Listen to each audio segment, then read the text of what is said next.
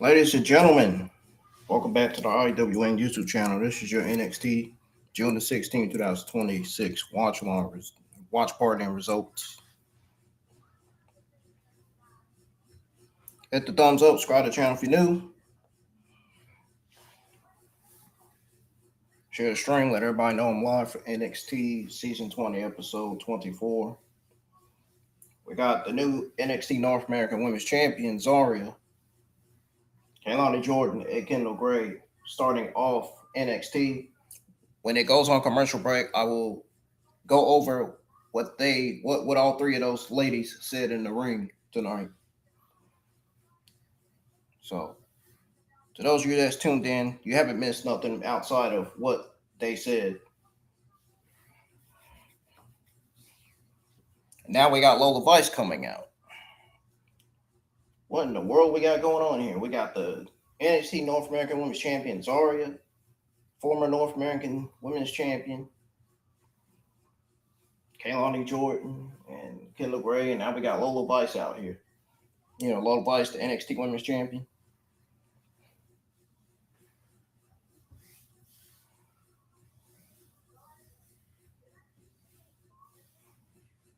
Considering that we do have Lola Vice versus Kendall Gray for the NXT Women's Championship for Great American Bash.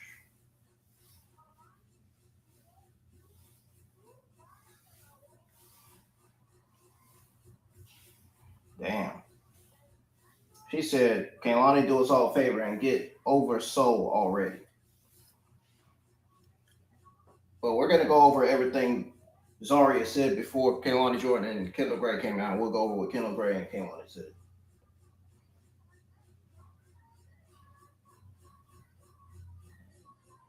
And now we got all these four ladies arguing. Now we got Robert Stone coming out.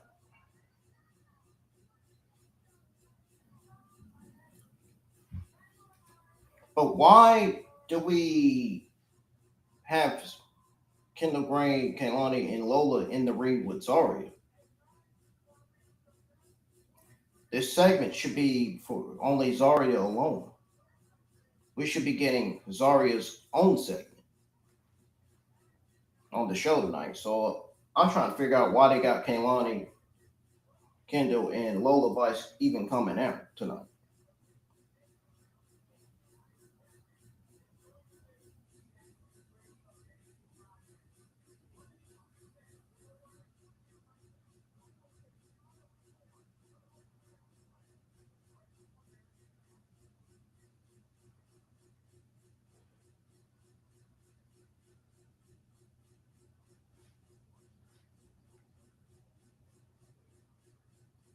All right.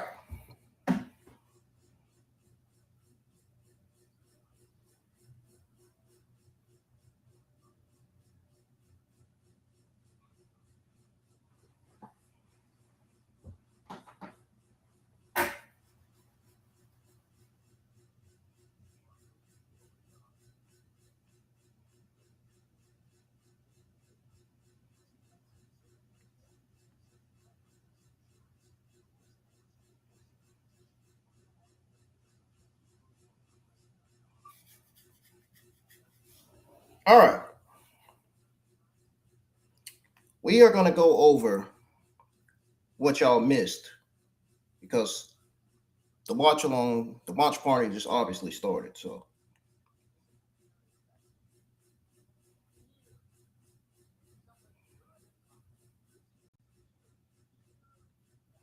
I'm going to go over exactly what y'all missed.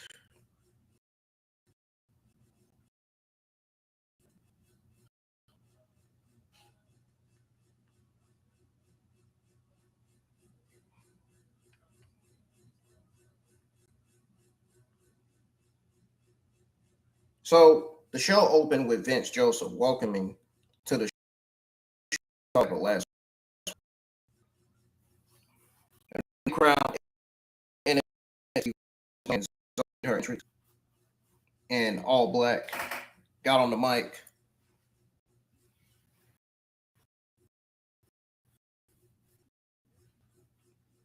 So Vince introduced Corey Graves as color part NXT tonight. So she said she spent long. Ironically, it felt like she forgot what the sun looked like. You deserve it, chance. Go up. And she plows forward and saying, after setting the women's division ablaze, you're looking at the new NXT North American champion. She says she did it on her own, overlooked, underestimated, treated like an afterthought. People would talk about everybody, but her as the future of the division, especially Ruka, now she's the only one holding the title, and the future is in her hands. It's not a dream come true, it's a course correction. She doesn't owe anyone any gratitude for something that was obvious from the start. She wants to shadows. So in comes Kaylani Jordan, the former NXT North American Women's Champion. She wanted to come congratulate Zarya in her capacity as the first NXT Women's North American Champion. A title she made credible enough for Zarya to open the show. And Zarya asked what she wants. Kaylani said she wants a title shot at the NXT Women's Championship. But since she can't get that here, she just twice. She says the people who chant, you deserve it, are the people who will turn on her before the week is over. No matter what she does, it'll never be good enough. Even if you have the greatest reign in NXT history, they'll find ways to overlook her. But hey, maybe that's just the Kaylani Jordan story, and it'll be different for Zarya. She challenges Gears to complain that Kendall Gray is the one contender, despite her being one-on-one with her. But hey, good for Lola Vice getting to fight a woman who crumbles when the lights are bright. Enter Kendall Gray. Out comes her. She's out here. Kaylani and Zarya gives her go for coming out here when it all should be about her right now. And then in comes Lola Vice. She takes issue with Zarya saying she's dominant when she's been champion for barely a week and asks her to do everyone a favor and get over Ruka already. And Kendall, girl, we're not even at the bash yet, but you're already acting like you're the champion, says Lola. And when Vice has beaten her before, and she'll do it again. All four women bicker and speak over each other. Robert Stone comes out, the German manager of NXT. She gets it. Her and Kendall against Kaylani and Zarya. Sure, Stone says that's why we have the best women's division in wrestling. We see Jackson Drake and Tavion Heights walking separately backstage to send us to break. We come back from break. We got Jackson Drake's already in the ring.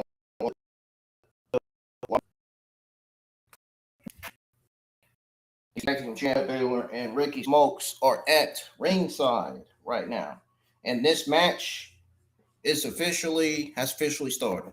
Tavion Heights versus Jackson Drake, number one contenders North American Championship match. Or number one contenders match, should I say.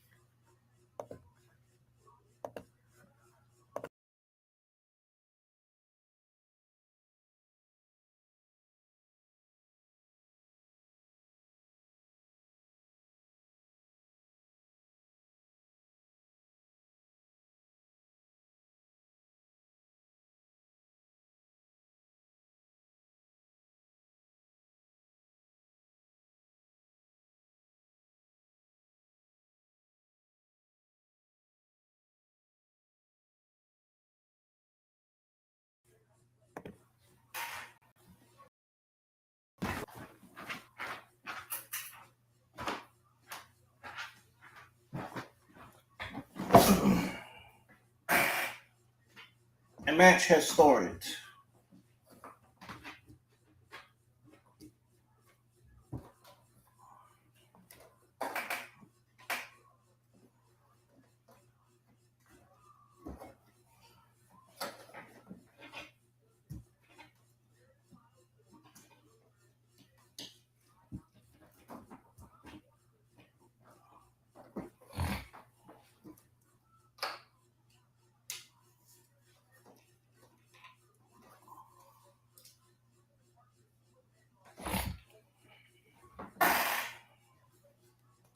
Hold on a second.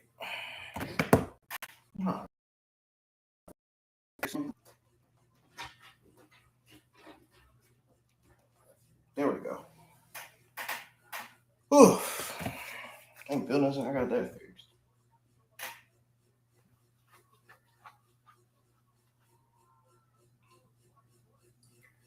We got Tavion Heights and Jackson Drake putting each other down here.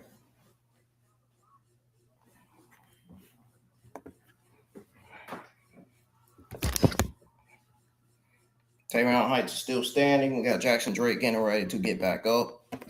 Down Brad Baylor and Ricky Smokes trying to distract Tavion Heights, and it actually works.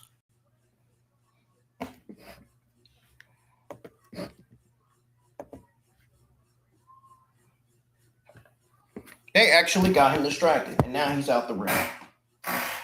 And just like that, the Vanity Project takes control of this match, and it sends us over to commercial break.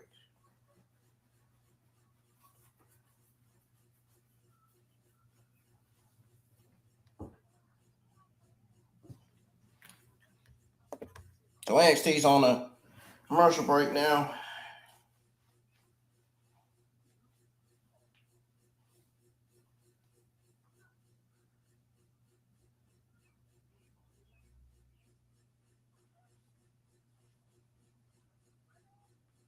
We should be getting some people in the live chat soon. I know not too many people watch NXT, but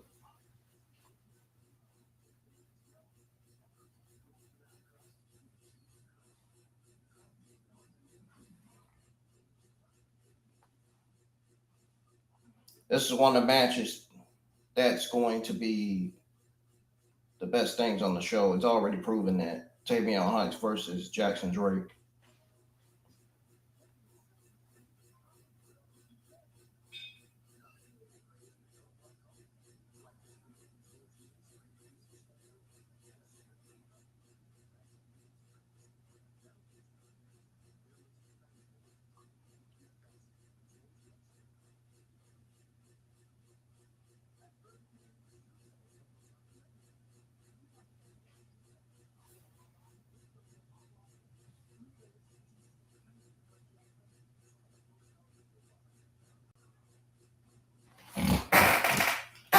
Oh shit. I just realized that my Vizio does have Bluetooth. I just realized that.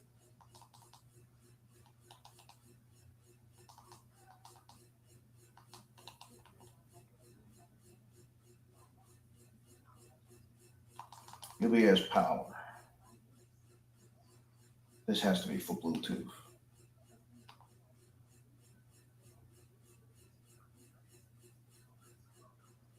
Navigate to audio or sound. Where?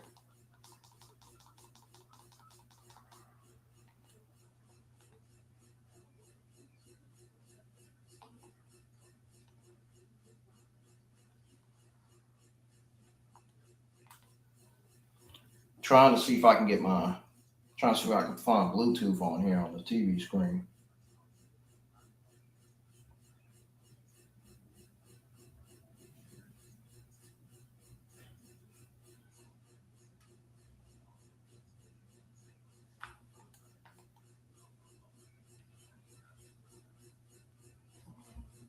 Okay, they're gonna have to help me out because I'm having a hard time trying to find this shit.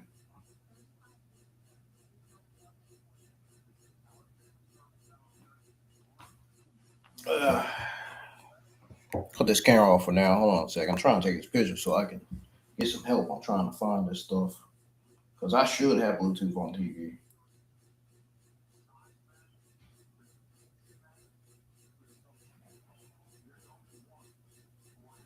Oh, wait a minute, man. What the hell?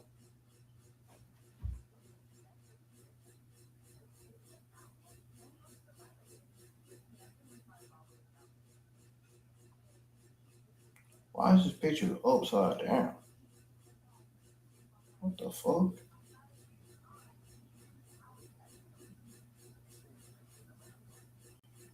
Oh, this is an older Vizio, so it doesn't have Bluetooth. Oh, damn.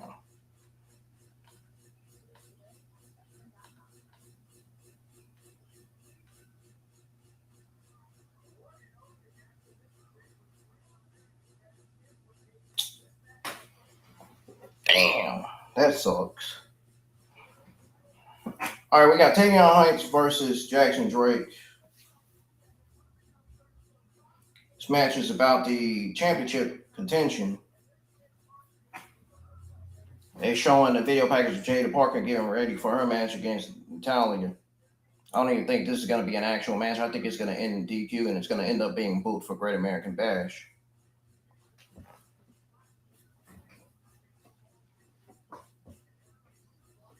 Match is not going to be that interesting. I'm really not into that match. It's not going to be match highlight of the night.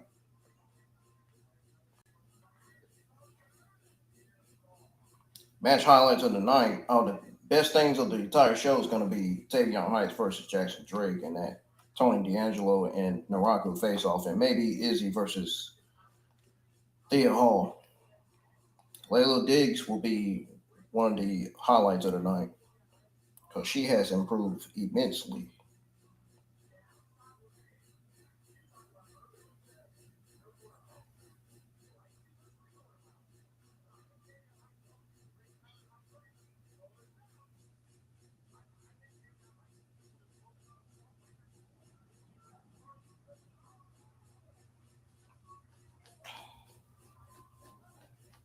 Oh,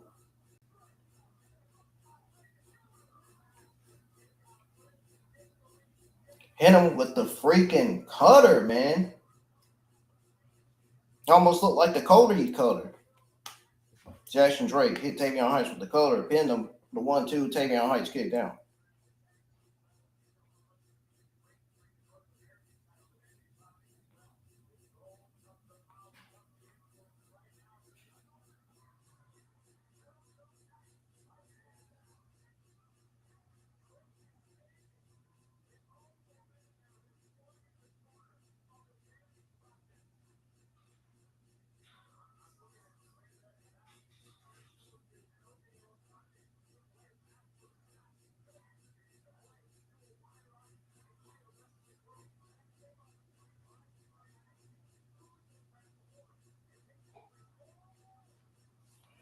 Oh, oh. We got some slightly solid action here between Tavion Heights and Jackson Drake, man. Boom! Was that a senton by Tavion Heights?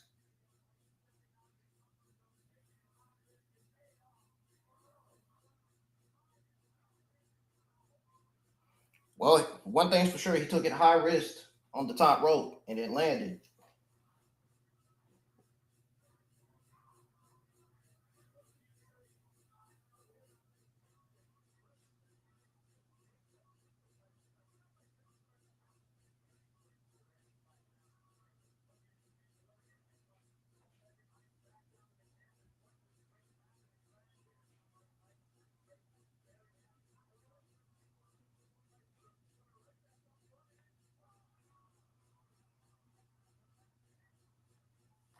Hey, you better watch for Myka Lockwood because she's on the other side. Darn, you think she would have came and got Tavion Heights? Well, now she's distracting the referee, and now this gives Brad Baylor and turn around Tavion, turn around Tavion. You gotta stay on Jackson, dude. You gotta stay. Yeah, he failed. Yeah, he's losing. He just failed. Oh, okay. I I'm about to say, yeah, he just failed.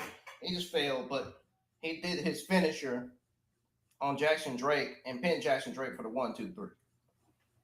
So Tavion Heights is the number one contender for Miles Bourne's North American Championship. This was a slightly solid match between Tavion Heights and Jackson Drake.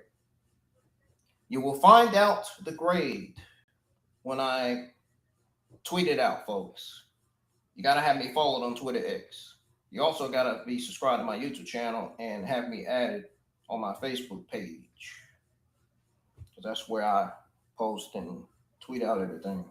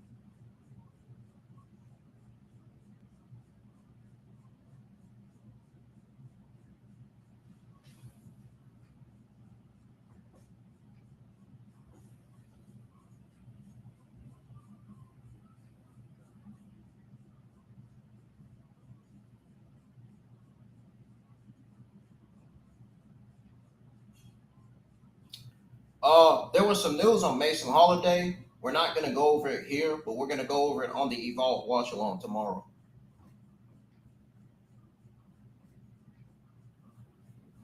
And I gotta give a shout out to Rican Reactions for following me on Twitter X, man. We were just talking about that Mason Holiday news. I'm gonna save it for tomorrow night. I'm not gonna save it for tonight. I'm not gonna explain it tonight. Put it this way. In other words, I'm gonna explain the news and give y'all my thoughts on it tomorrow night. Got some interesting things to say about it. I already had some interesting things to say about it on Twitter X. I'm pretty much going to be saying the same thing here in person on the stream. Because some people think I use Meta AL or whatever, all this other shit that they think I'll be using. Nah, I'm just kidding. People be thinking that I be lying, man, when I be responding to news articles and stuff. When I be quote tweeting. What I quote tweet is facts.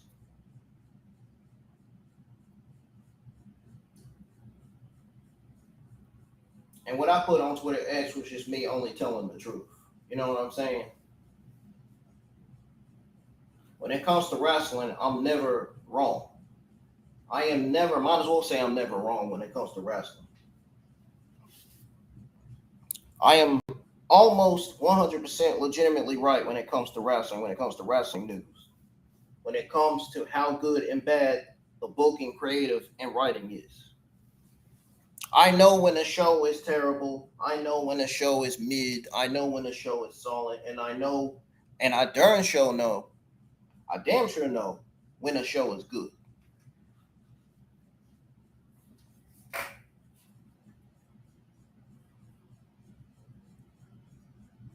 I don't know why I have to repeat this over and over and over.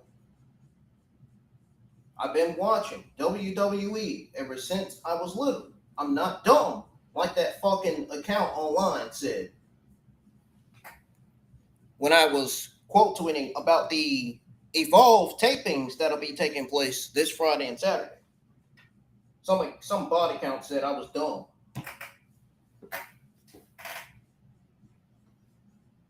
Goes to show you how toxic this internet wrestling community is. Goes to show. I'm sitting here shaking my head, laughing the whole time.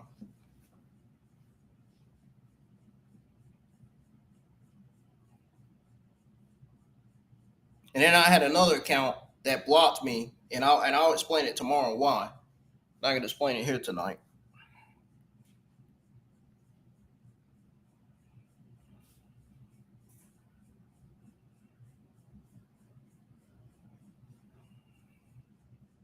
Bro, this community is getting out of control, man. It's crazy.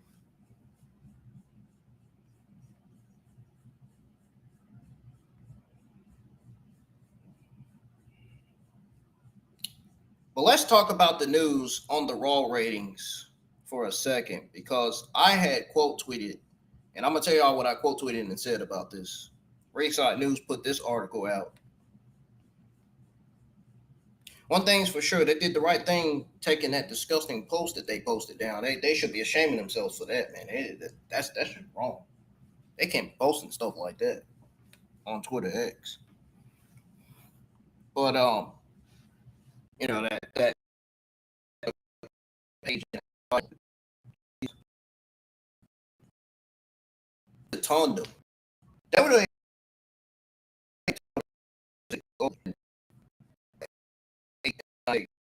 June 8th, 2026 with I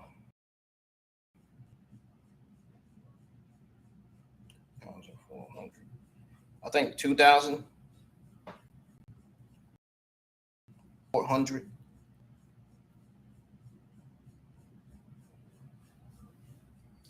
Oh, look, we got Thea Hall versus Izzy in the Speed Women's Tournament.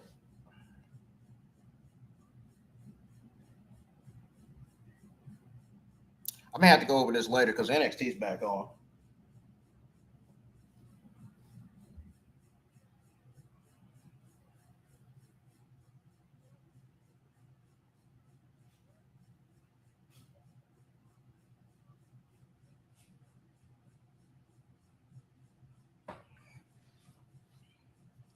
Thea Hall is out to her theme. She's in the ring. She'll be in the ring, if anything, waiting on Izzy to come out to her theme so they can ring the bell and get the match started.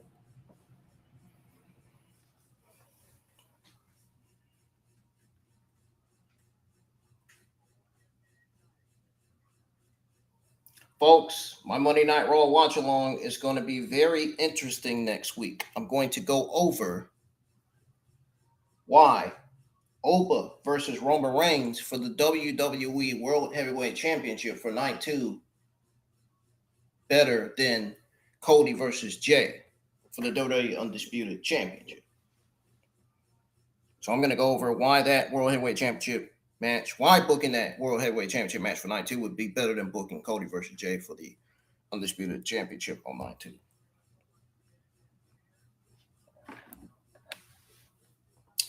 And we're going to go over how Oba Femi versus Brock should happen and how it should end.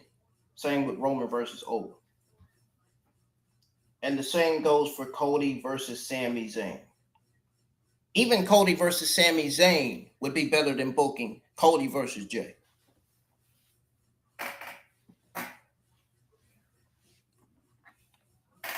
All they got to do is turn Sami Zayn heel on SmackDown this week, and we get heel Sami versus babyface Cody for SummerSlam Night 2. That is a simple, easy booking. And WWE better not screw that up, because they are known for screwing things up sometimes.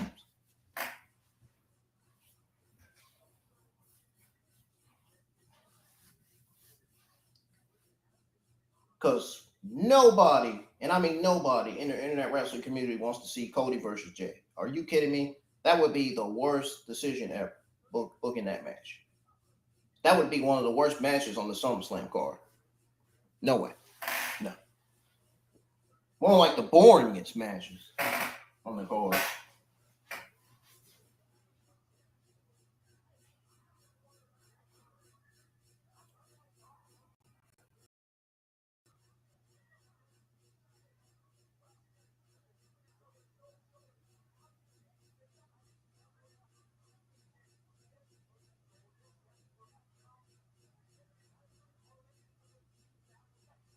So we got Thea Hall versus Izzy in this women's speed tournament.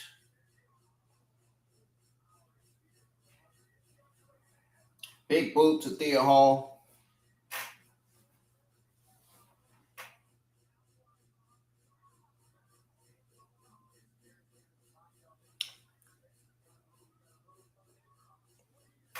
The beginning of the show looks like it's setting up a 2-on-2 women's tag team match to main event NXT. So don't be surprised if Robert Stone books a 2-on-2 tag team match and makes it official for the main event. Because mark my words, either we're getting Lola and Kendall Gray versus Kaylani Jordan and Zarya in the main event, or for next week's episode of NXT, going into Great American Bash. Don't be surprised if I end up being right again.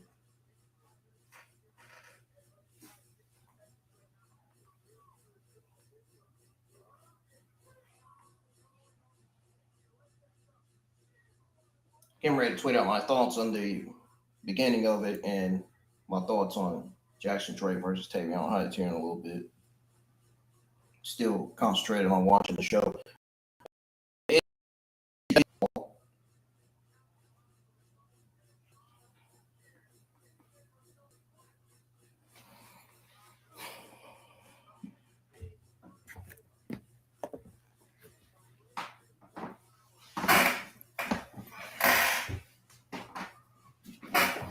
Excuse my chair, it's always making noise. It always does that.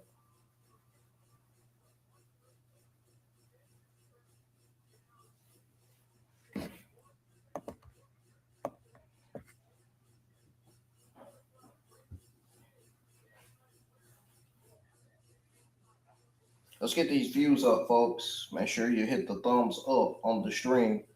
Go check out my Monday Night Raw watch party and results. Go listen to it, man. We went over everything that went down on last night's Monday Night Raw. And go listen to my AA on Fox watch party and results as well from 2 days ago. That was live for AAA on Fox, episode 22.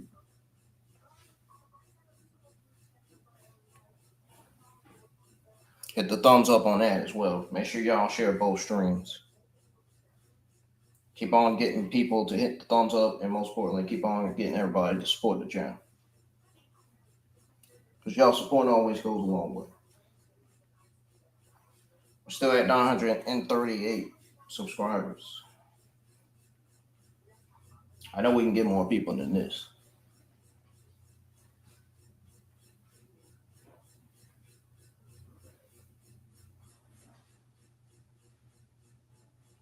Oh, there's Tony D'Angelo.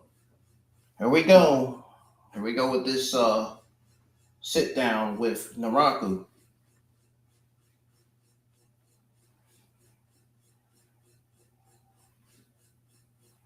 It's next on NXT on CW.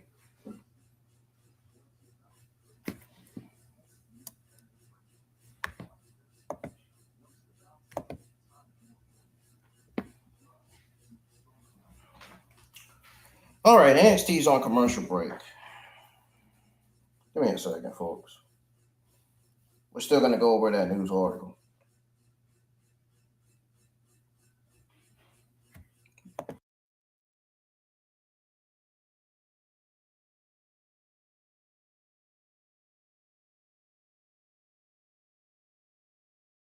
So,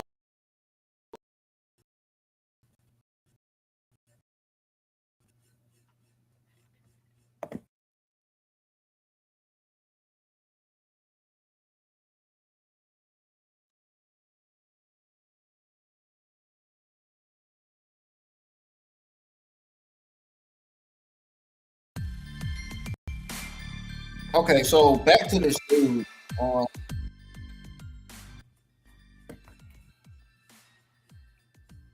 Back to the news on the Raw ratings. So I'm talking about the Raw ratings for June the 8th, 2026. So yeah,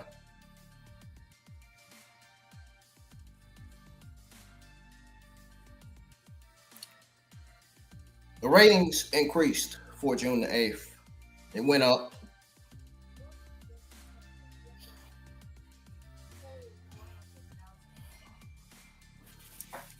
It went up. I wouldn't say slightly, but it went up for what it was. So according to Tonum, the Raw ranked number 6 globally and number 8 in the United States for the week of June the 8th, 2026, with 2,004,000 global views from last week.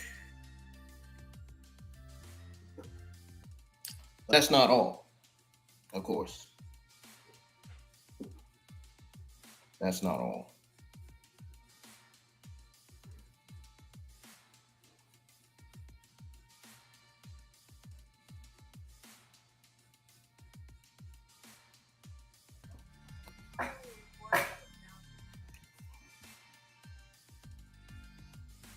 So yeah, 2 views from number 9 last week.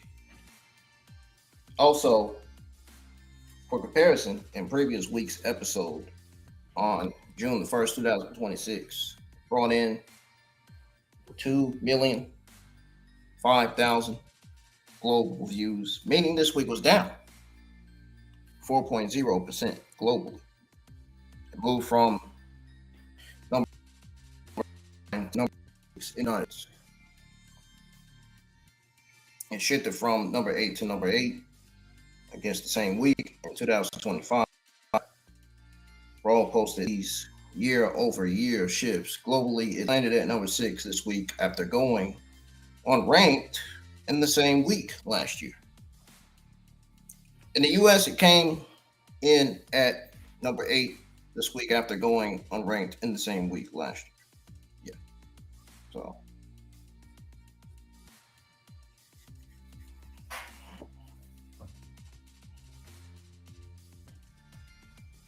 that's that. Also,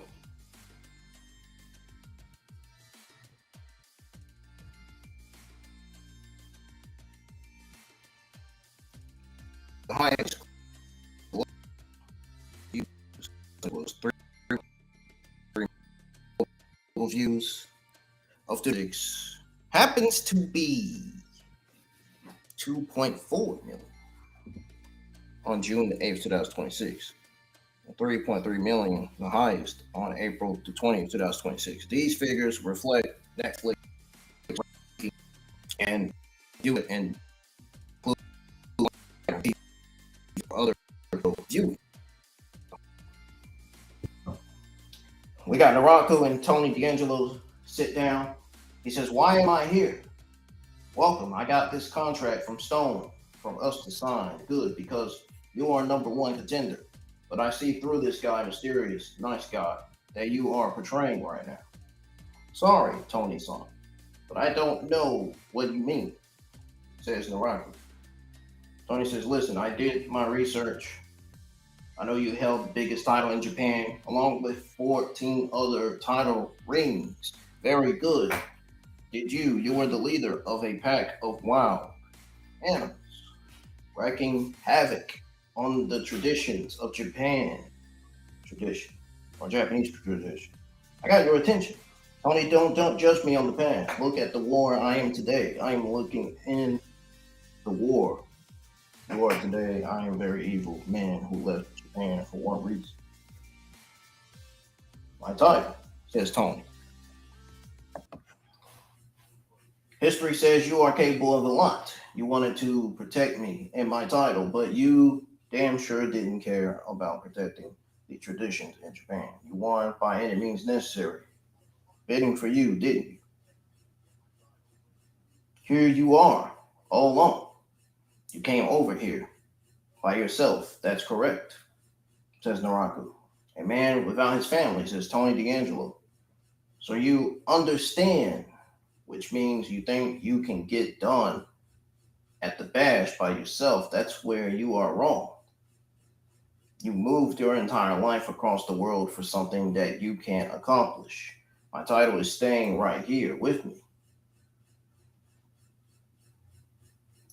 Contract.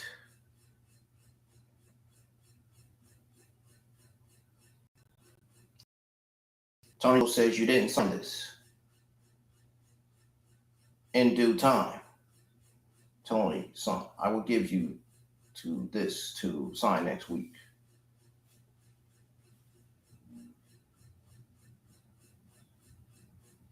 Says, you ready? I am.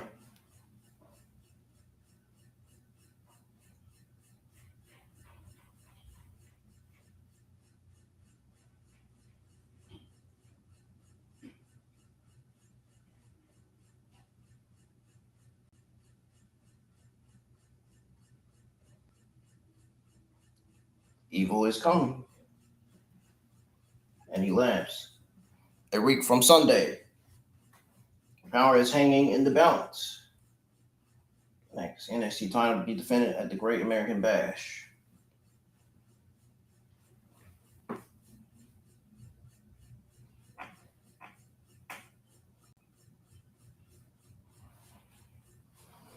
I wonder if Tony D'Angelo is getting in NARAKU's head, or is NARAKU getting in Tony D'Angelo's head?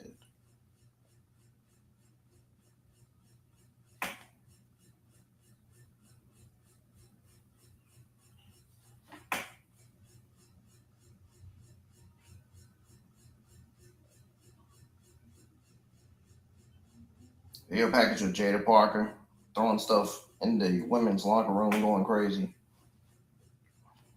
Natalia getting in Jaida Parker's head.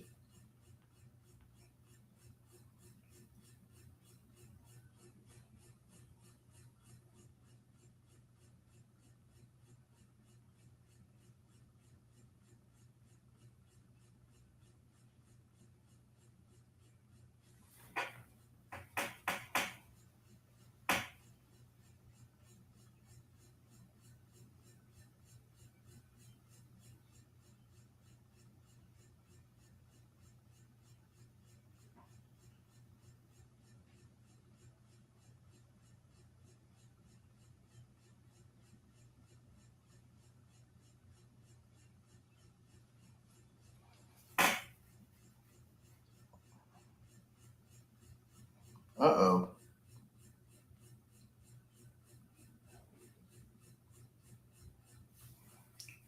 Looks like Nattie is ready for her match against Jaida Parker. Match that I'm kind of not looking forward to.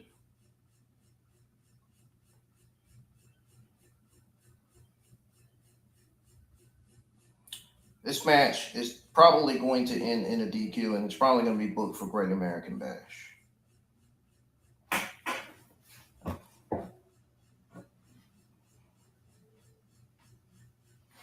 I'm telling y'all right now. And if it doesn't end in a DQ and it doesn't get booked for Great American Bash, I would be shocked. I'm hoping it doesn't, but that could be the unfortunate outcome of the match.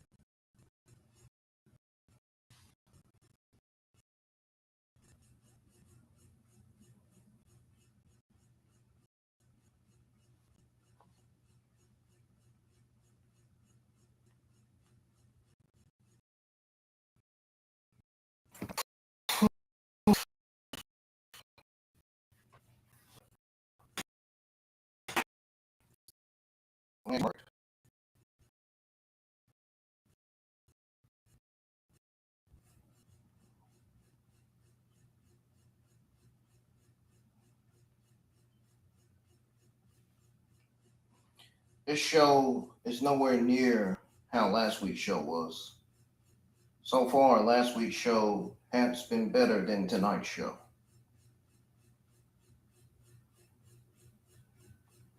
The card looks better. The card from last week looks better than this week's card. But if the show fails tonight, I'm going to call it out for what it is, and I'm going to say that last week's episode was better than this week's. Last week's episode was booked perfectly.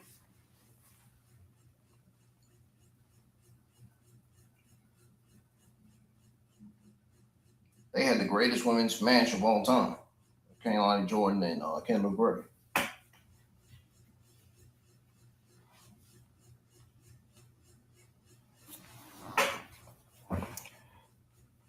Which, in my opinion, was my number one favorite match coming out of last week's episode of NXT. I'm a fan of both ladies. Both ladies are freaking good. And they got chemistry in the ring.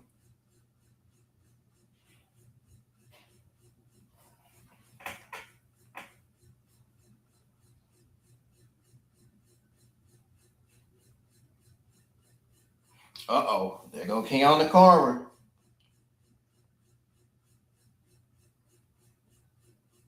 He said, we got something to talk about. Can I call you back?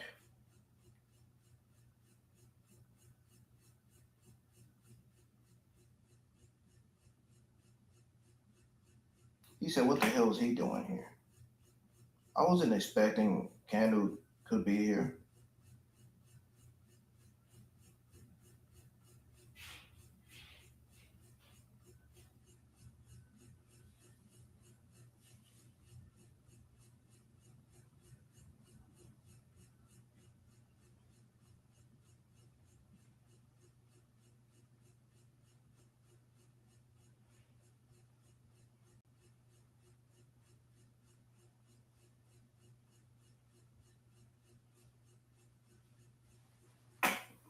Looks like we're getting EK Prosper versus Kendall Carver next week.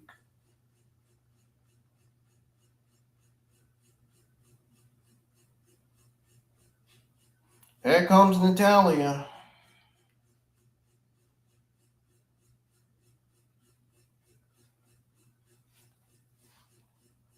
I can't wait for Natalya to lose tonight, even though I have a feeling that this is 100% going to be resulted in a disqualification.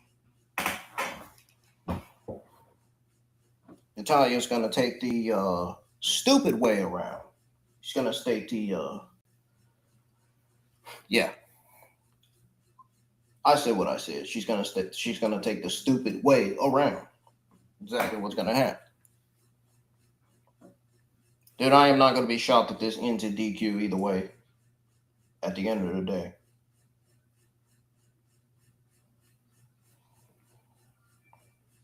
I know what I said earlier.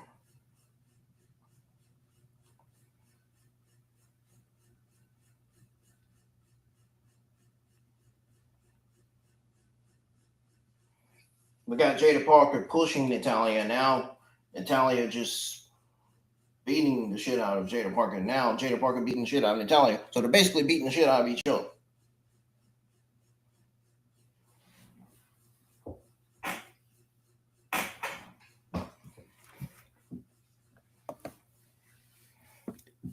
Nattie getting out the ring like a coward.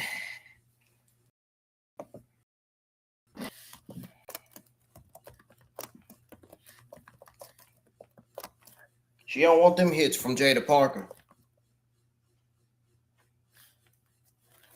She acting like she entertained by the fans, but she's not entertained by the fans. She's supposed to be a heel in this match, and she's not acting like it. It seems like she's playing both sides. She's playing that anti-hero side.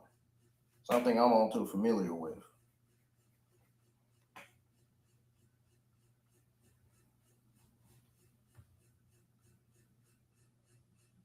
That's how my personality is.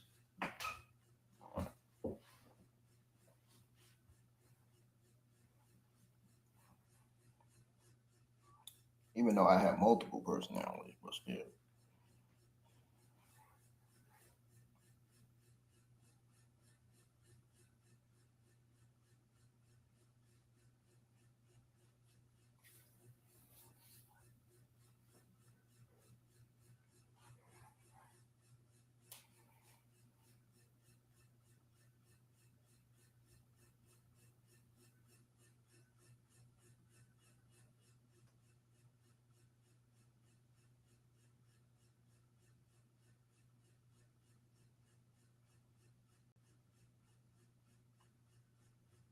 Uh-oh. I thought we was about to get a power driver from Jaida Parker. Should have did it while she had her up. And now we got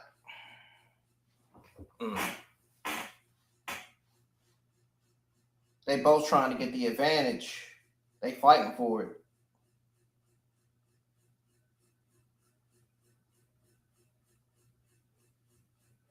Uh-oh.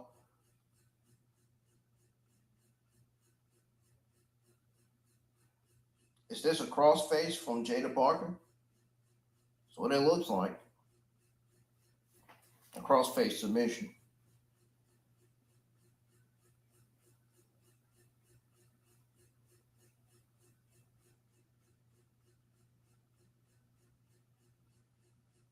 Darn. Damn. Natalya just put Jaida Parker right down. I wouldn't say put her in her place yet. She hasn't launched yet to prove that. Damn, she just smacked Natalya. She smacked Natalya real hard. Oh, boom! The high knee to Natalya outside the ring by Jaida Parker. She's in the ring. Now, oh. Jaida better stop holding that knee or Natalya's going to take advantage and start targeting the knee. She's got to stop holding it.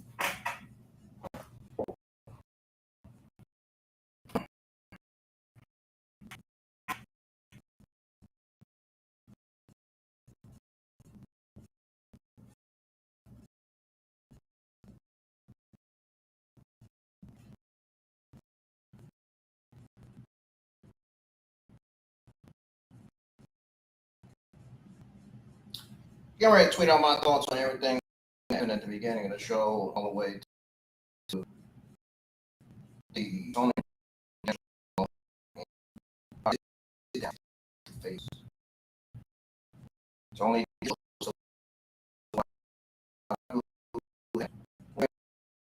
be talking it next week, which I think 1,000% is going to happen.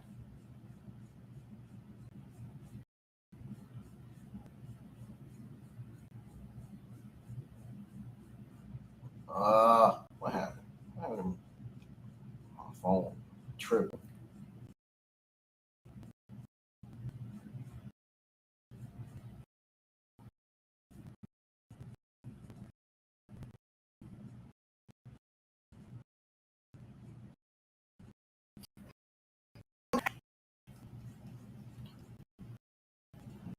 NXT go air, I'm going to have to go on a full break. Say, my world on episode 24 of me doing it. Get you.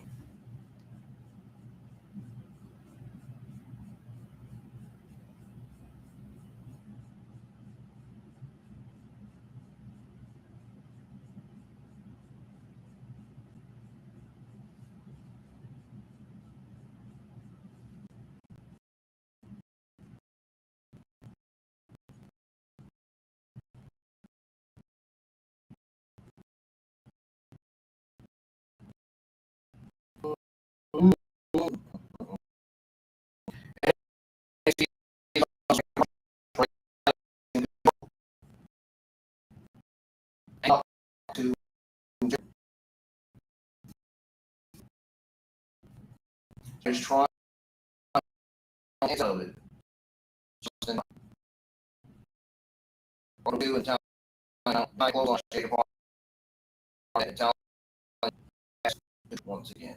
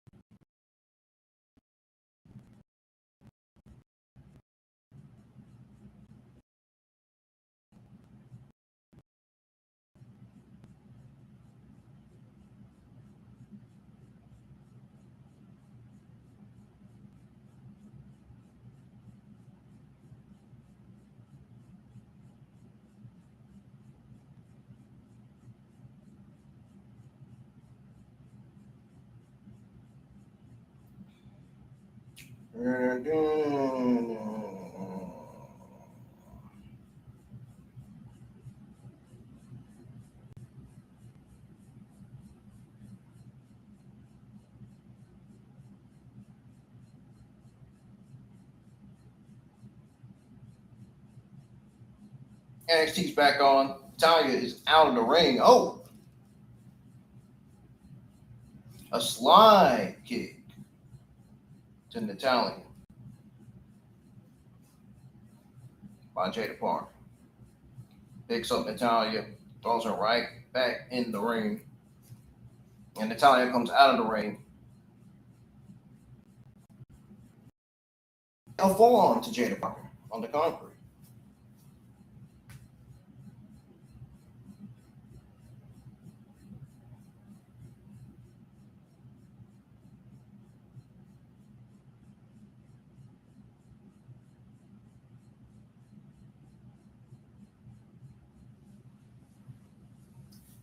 Sends Jaida Parker back in the ring.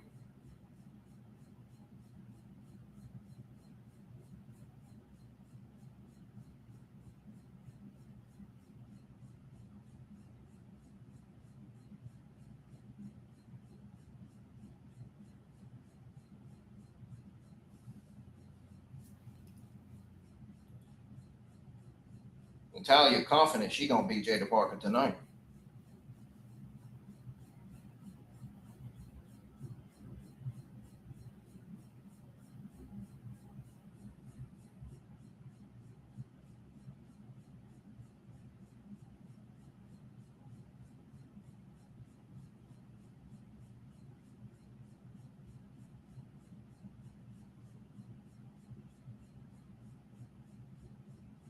Ooh.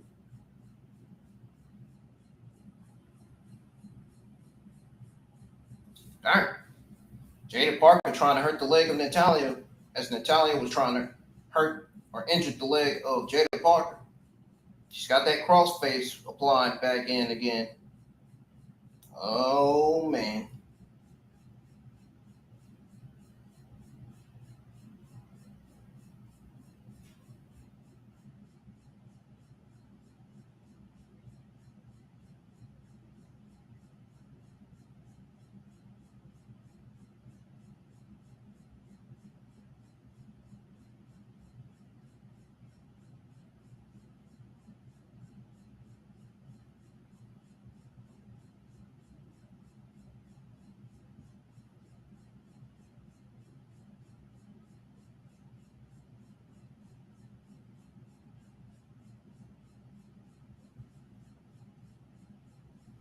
Oh, she's biting the body of Jaida Parker.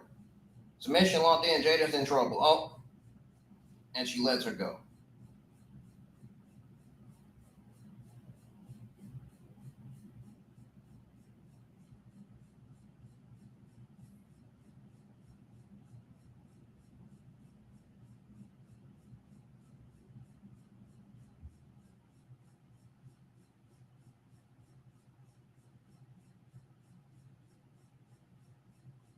Uh-oh. Oh, she is snapping the leg of Jaida Parker. Oh, no.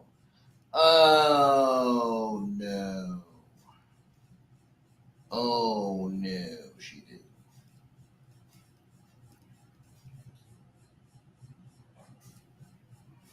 suplex to Natalya on Jaida Parker.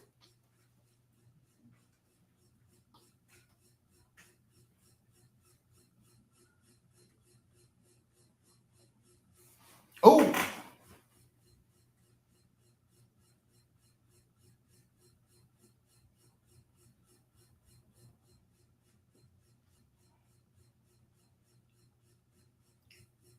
Uh-oh.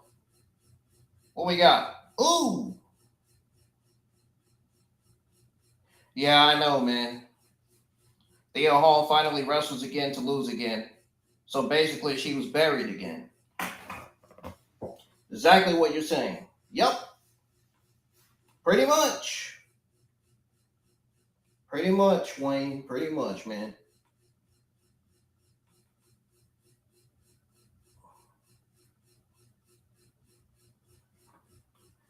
That's exactly what happened, man. Natalya just kicked out. Oh my god. Oh.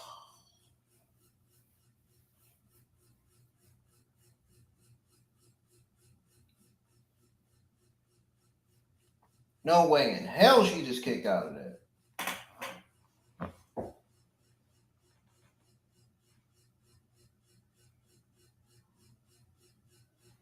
Uh-oh.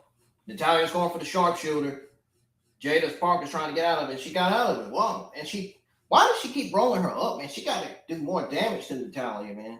You can't keep letting Natalya getting out of this stuff. Darn. Jaida should have put her leg on the rope, man. That would have forced Natalya to release the hold. Oh! Sends Natalya out the ring again. Yeah, this match hasn't really been all that.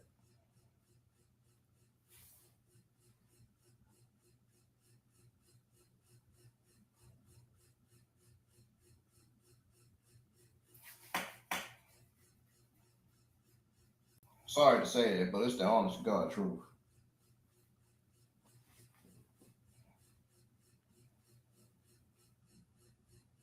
Damn, she just slapped Jaida Parker. Because Jaida slapped Jaida Parker back. And she's going for the knee again.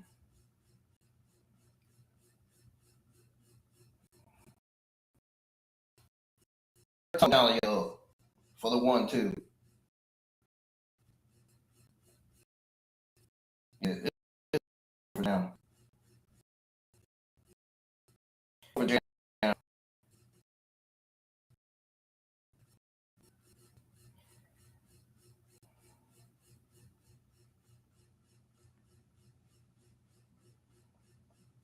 It's over for Jaida Parker now. She can't let this end, though.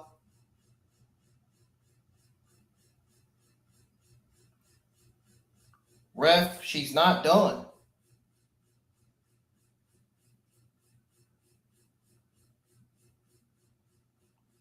Oh. Told you this was it. It was over.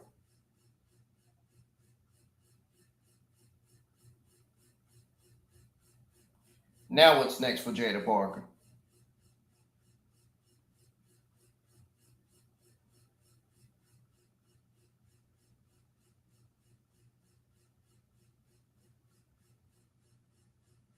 You had Nikita Lyons and Carmen by her side. Damn.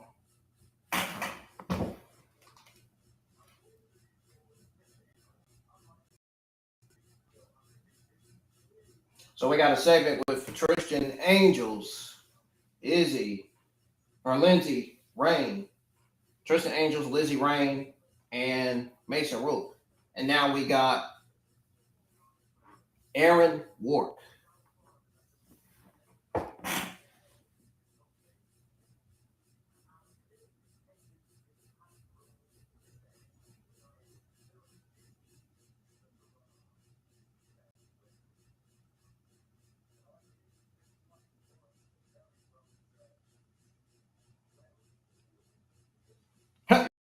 Laughing at Tristan Angels. I didn't see a damn thing funny about what Tristan Angels did, to be honest.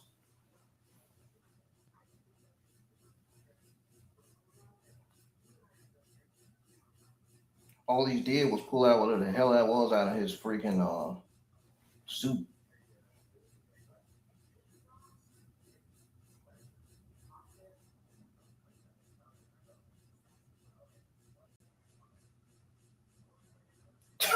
Aaron Works told Mason Rose, do us all a favor, kick his ass.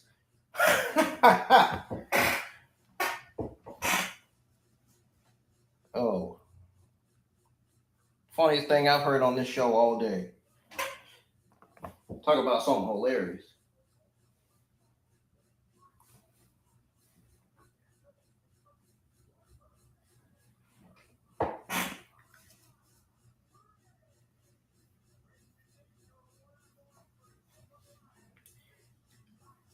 Talk about the funniest shit I've heard all day on this show.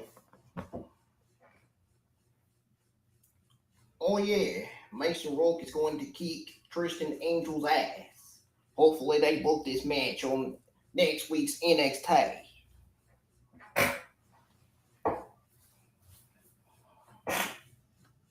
Hey, Grabs, mate. Mason Rourke is gonna whoop Tristan Angel's tail, man. He's gonna whoop that Rook. You know how they say whoop that trick on SmackDown? Whoop that Rook.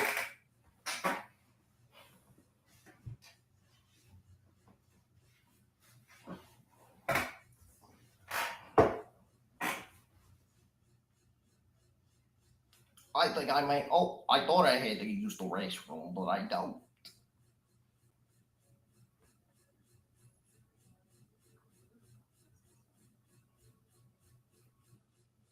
NXT's on commercial break.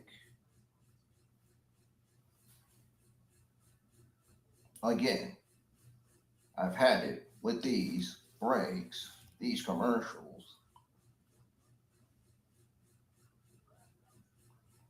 That's the same thing I say about Raw when they go on ad commercial breaks. They give us 8, 9 ad commercial breaks. There shouldn't be that many. And they still go with it anyway. Which goes to show that WWE doesn't care about what the fans and what the wrestling YouTube content creators want.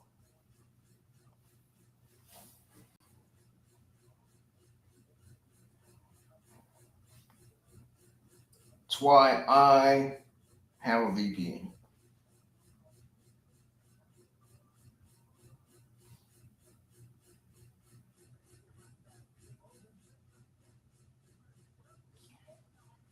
Hey, but I know mi amigo is somewhere watching the stream and he's somewhere listening.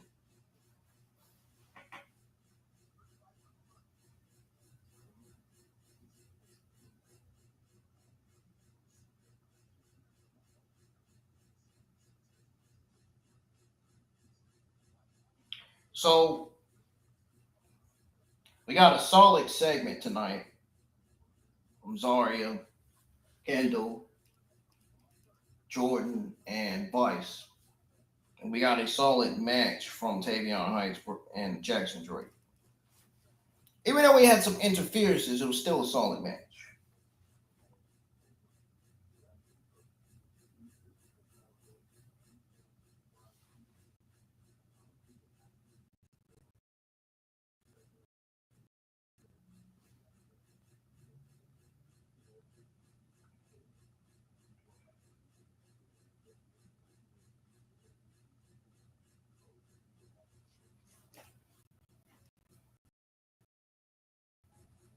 I tweeted out on both, gave both a solid B. I feel like that's the right grade for both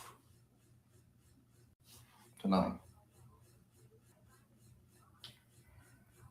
Which goes to show that I didn't have anything bad to say about them. And neither did I complain about both things that happened on the show in the beginning.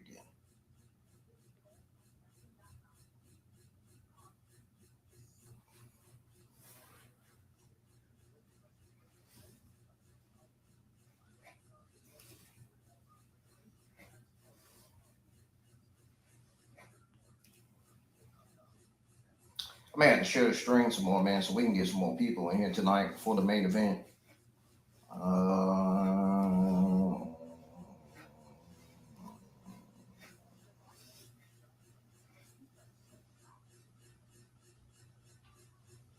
And I think Natalya has formed a new alliance with Nikita Lyons and Carmen Petrovic. So this pretty much confirms that Carmen Petrovic is a heel on NXT. Nikita Lyons is still a heel. She has never turned babyface. She has yet to. They have yet to turn her babyface. Put it that way. The company.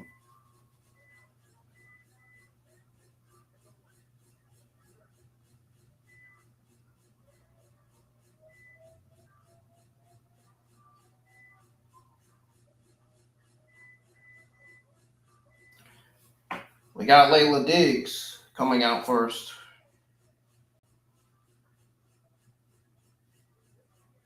I swear, we're definitely going to talk about the news on Mason Holloway's departure tomorrow night and my thoughts on it.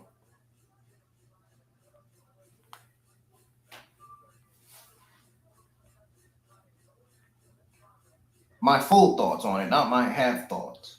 I only gave what I tweeted out was only just half of my thoughts. You're going to get to hear my full thoughts on the Evolve stream tomorrow.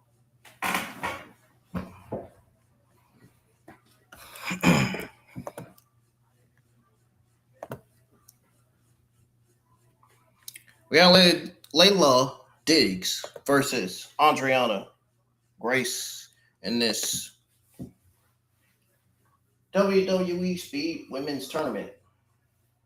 I can tell you right now, I would be shocked if they buried Layla Diggs in this match.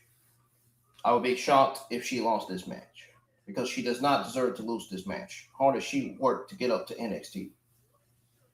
From Evolve up until this point. And I'm going to tell you right now, Adriana Grace should not be winning this match. It should be Layla Diggs.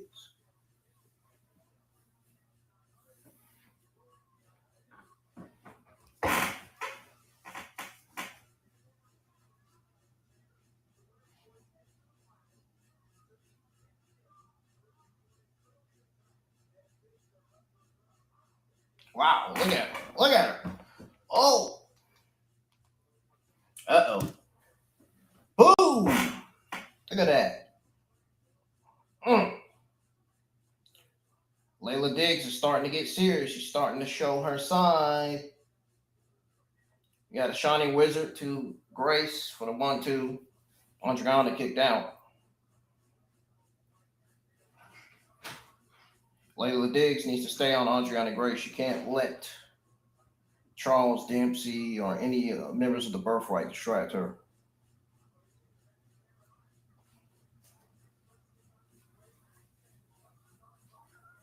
Oh.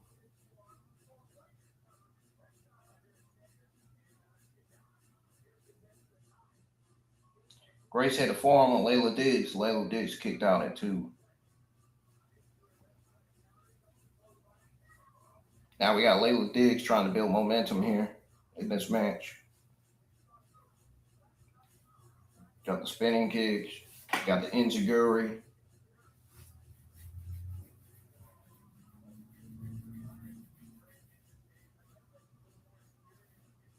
Ooh.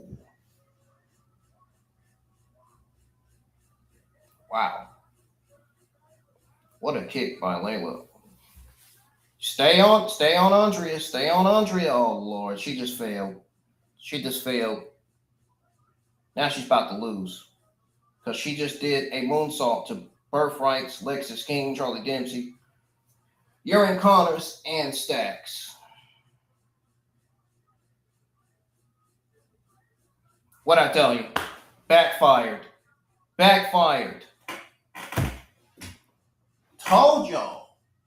Told y'all she needs to stay on Adriana Grace. But apparently WWE and Creative booked Adriana Grace to win over Layla Diggs. So now Layla Diggs has lost yet again on NXT. This is her second loss on NXT.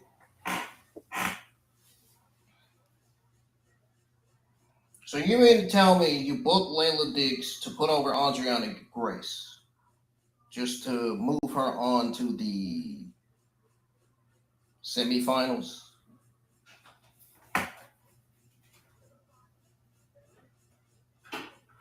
So we're getting Izzy versus Ariana Grace. Should have had Layla Diggs win and then have her lose to Izzy. That would have been easier than having her lose to Adriana Grace and have Adriana Grace be defeated by Izzy. I think that would have made more sense. Definitely would have made more sense to have Layla Diggs win and then lose to Izzy. Because you got to think, Layla Diggs is a babyface on NXT. She's not a heel. It would have Izzy versus Layla Diggs would have made more sense to determine who Ren Sinclair's opponent should be at the end of the day. Obviously, Izzy Dane is going to be Ren Sinclair's opponent. It's not hard to figure that out.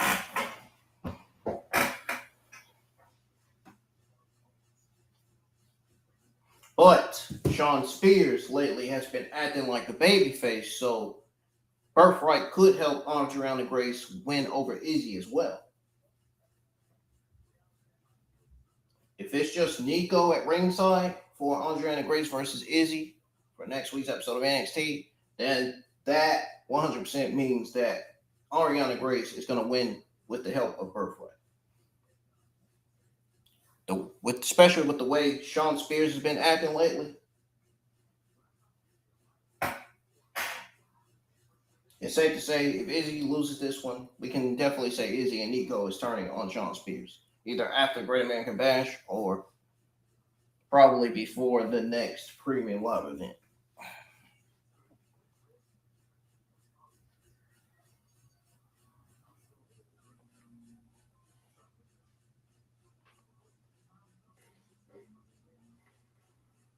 Got another video package from Tate Wilder. They got Tate Wilder sitting in catering for 2 weeks.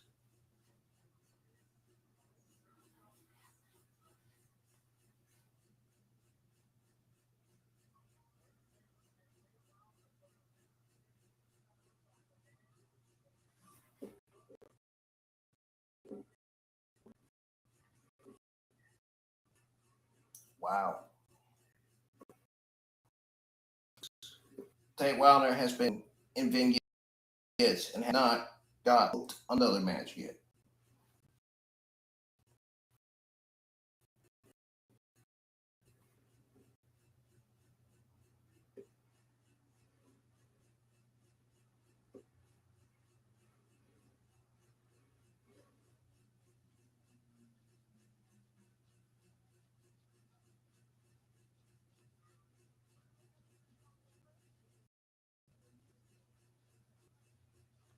By the way, Booker T was replaced by Corey Graves.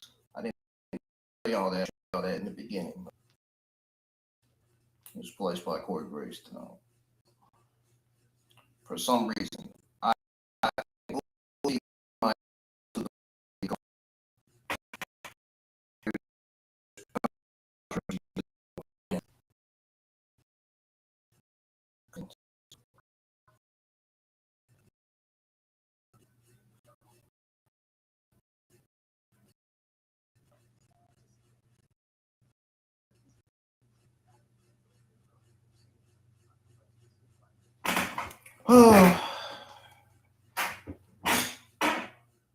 I thought I just muted this. Darn it.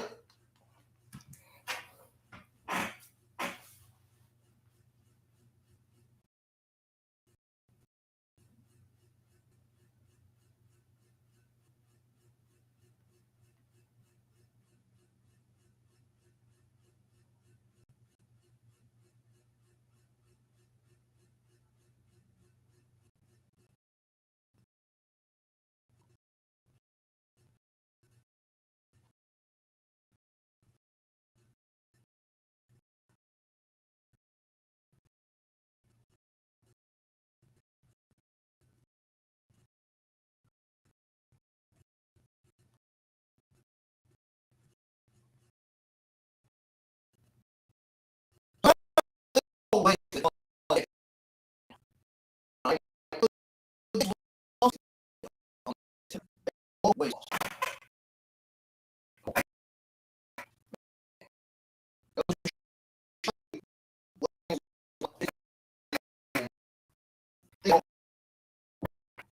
I understand.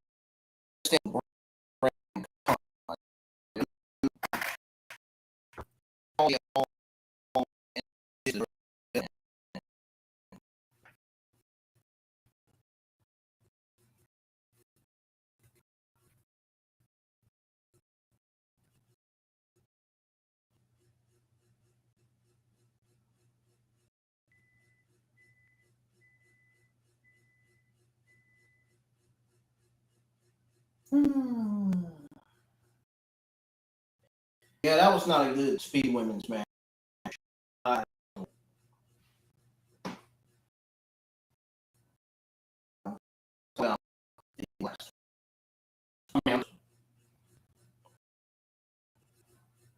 Well, actually, both.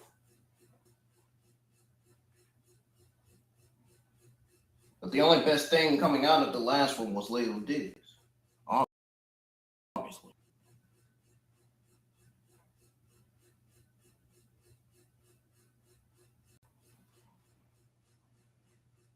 I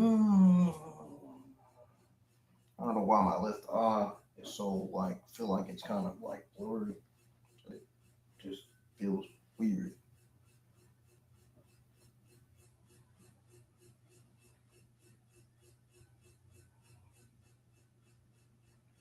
The women's matches tonight on NXT have been mid tonight. Seem like tonight matches done better. The women's better.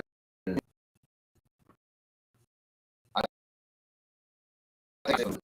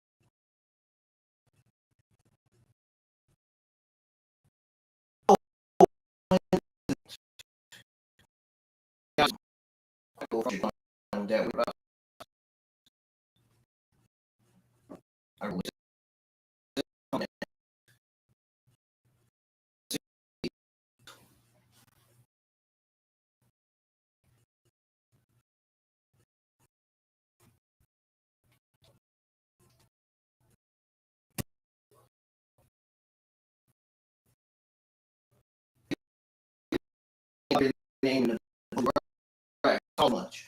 You're too hood. Yeah, I ain't no games. Fool. On the southeast DC. Depending where you live, I live on 4th Street, he says. I hit the corner store. On 23rd, I see things nobody any age supposed to see. My grand DMA, I didn't have no squad, no friends. That's to hustle my way out of the city and hustle into this sport, he says. I stay up, I pay attention. You ain't going to catch me. Like Ash Dorsey, he says. He says Cutler didn't know what day it is. Osiris, what was it? ACL, TCL, NCL. It's all about alphabet soup. Brother can't walk, let alone rest. But down here or down here don't make a difference or compared to what I got going on here. I ain't talking about how they jump. I'm talking about how 2 years ago they got chalk from the cheese. They asked for me. They needed me for the first time in my life. I left my back door open. We were going on top of the world championships, travel, main events, the life of a pro athlete. If I could have asked for, I got from them.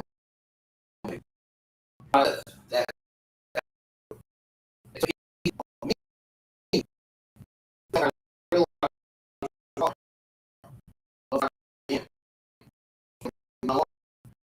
was hard brain. This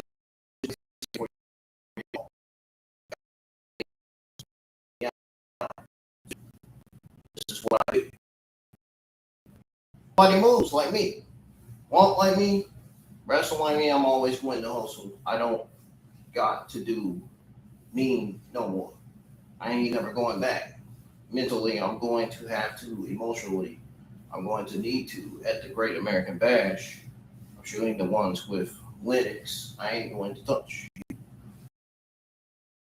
I just want to chat with you. I just want to show you and everybody. And I'm up next. You are never. It don't got no sweeter than that. So that's what Sugar. That was his message to Deion Lennox, Osiris Griffin, and Cutler of Dark State.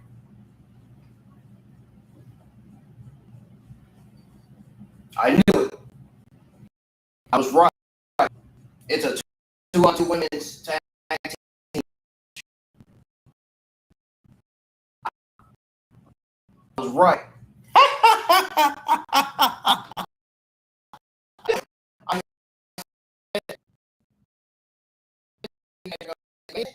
Or it's on next week's NXT, and it ended up in the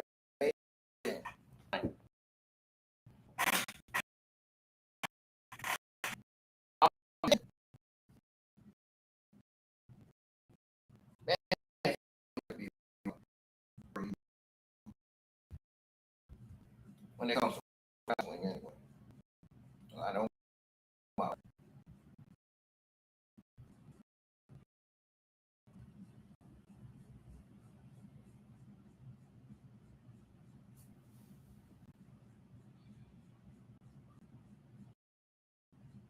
Just half doesn't know what I know about WWE.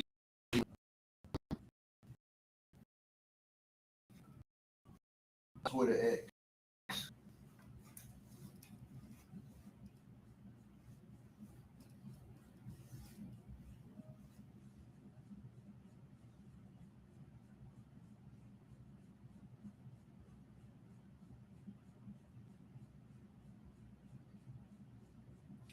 Bushcraft ain't watched WWE. Bushcraft doesn't know how good it is. Like I know how me and good for creating and writing is.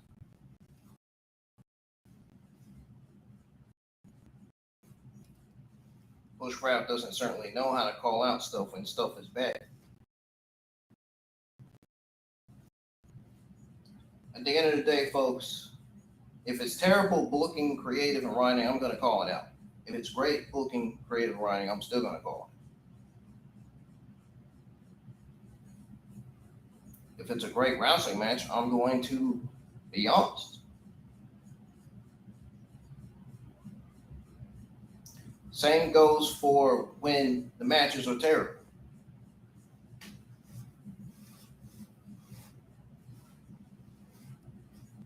And I'm going to be honest.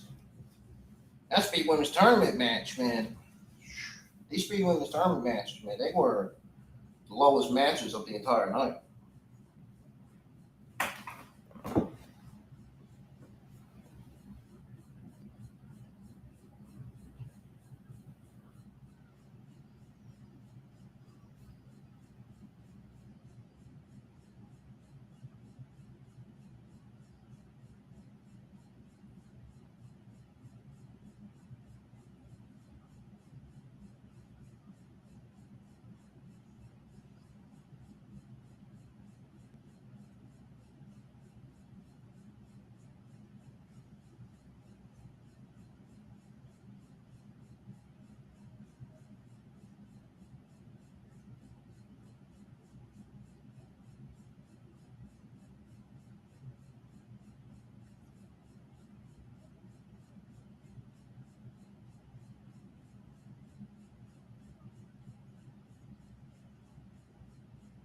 And then they have the nerve to lazy book this Speed Women's Championship tournament on top of that. Like, that alone tells you right there they need to stop booking shit like this.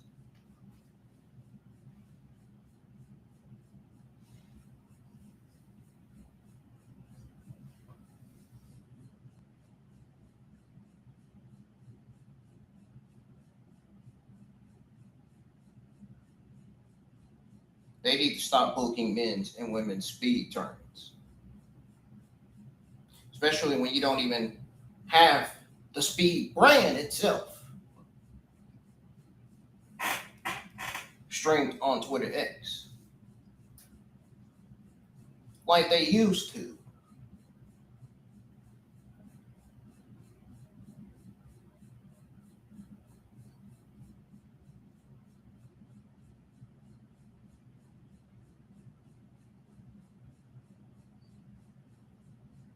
They need to stop booking the men's and women's speed tournaments because it's pointless.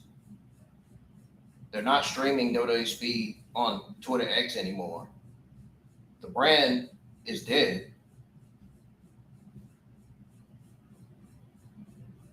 Like, it just doesn't make sense. It really doesn't.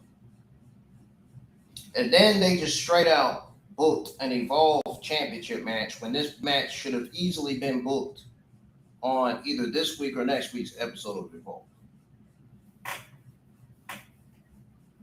What the fuck is NXT doing with their booking, man? What in the hell is going on here? We got double contract signings next week for the men's NXT Championship and women's NXT Championship for next Tuesday. Boy, they just be rushing shit, man. I tell you.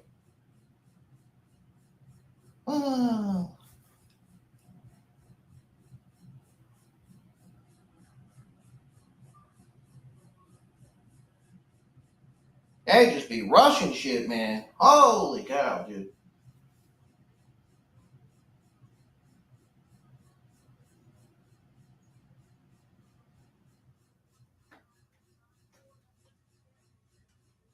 I'll tell you one thing, this main event is about to steal the fucking show tonight. If it goes well.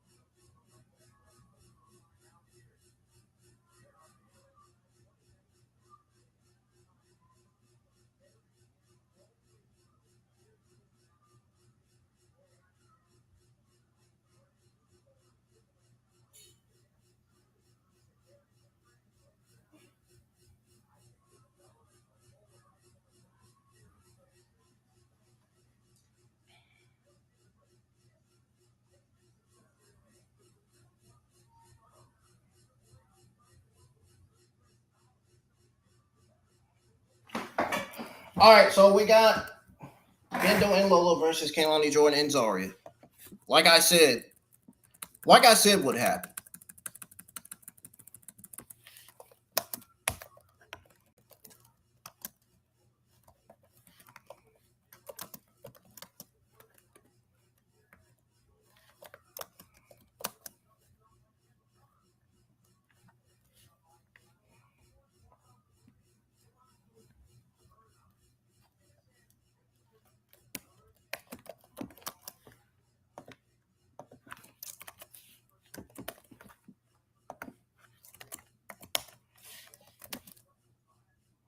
Here we go. We got this good chemistry of Kendall Gray and Kaylani Jordan. It's paying off again like it was last time.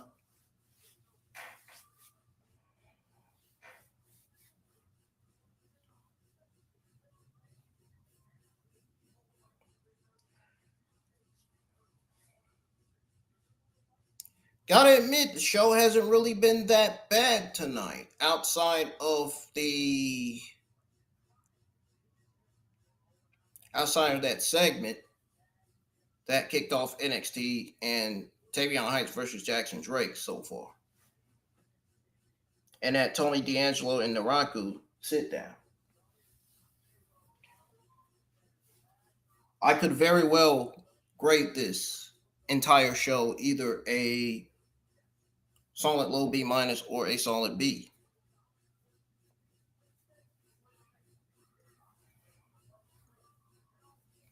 Don't be surprised if I grade this show a solid B, because that's how I graded Raw last night.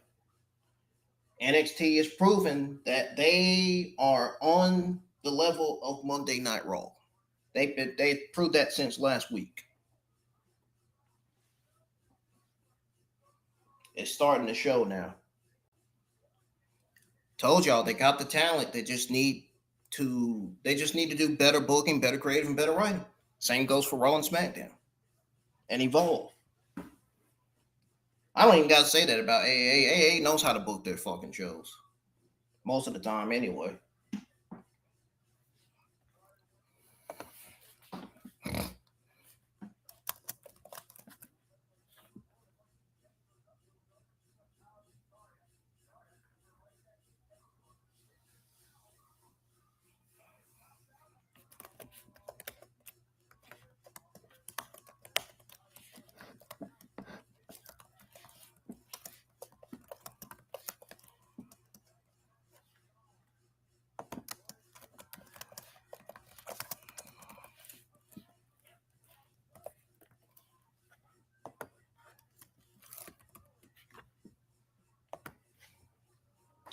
Which team will be victorious tonight? Hopefully it doesn't end in no DQ.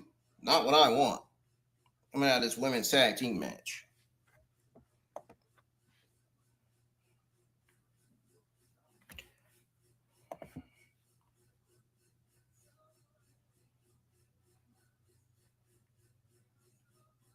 Come on, y'all. Let's get these views up, man. Hit the thumbs up.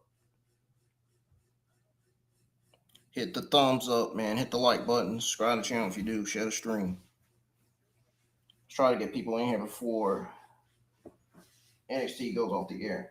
And at least before I come back from a full break to go over my overall thoughts and grade on the entire show.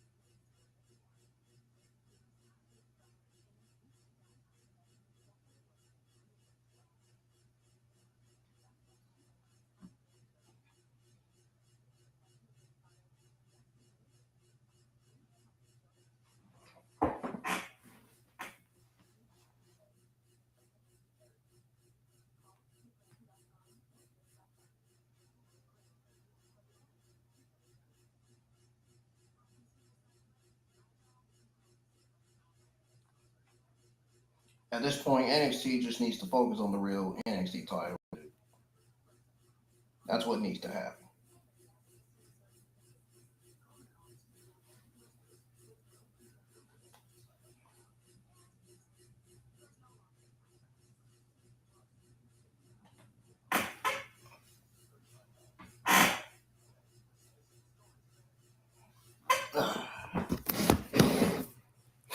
I don't know why I got my camera like this.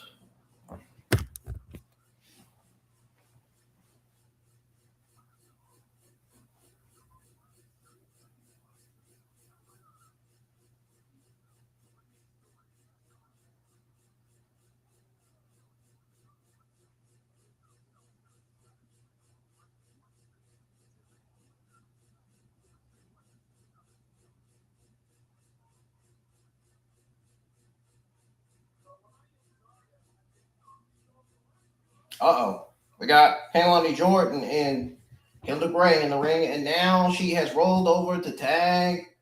She rolled over like a dog. She tagged Lola Bison like a puppy.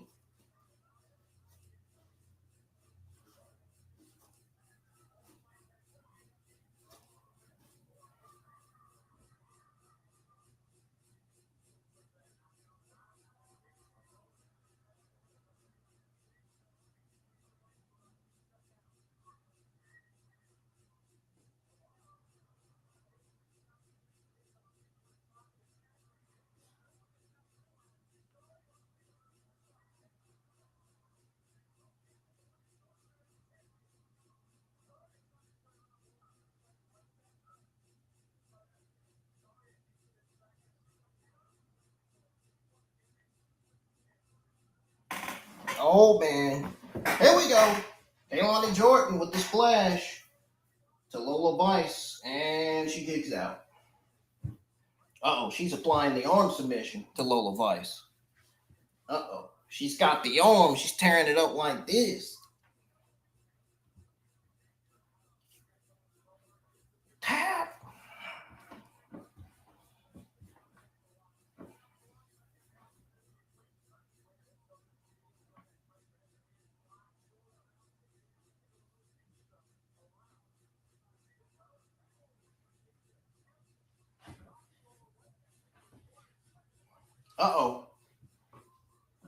Woo! Throws Kaylani Jordan. That was a good toss. Good throw by Kendall Gray.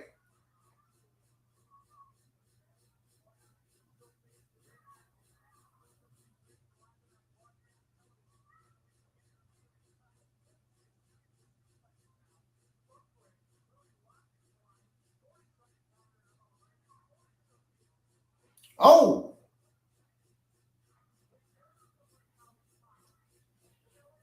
She's going for that one of a kind, and Kendall Gray stopped it right in the check. She already knew what Kaylani Jordan was going to go for. Oh! Zaria's tagged in. Look out, Kendall. Spear to Kendall Gray by Zaria.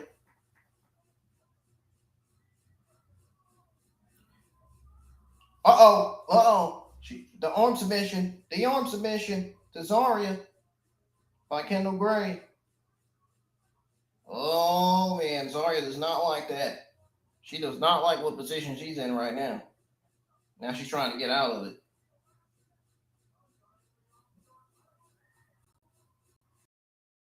And she's trying that submission to Zaria.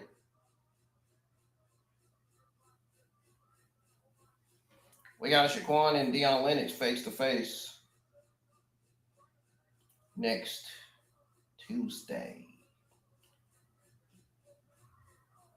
They're showing the matches for next week again. They don't got to show it again, man. We already know. Oh! Both Kendall Gray and Lola Vice with the same idea. Oh my goodness.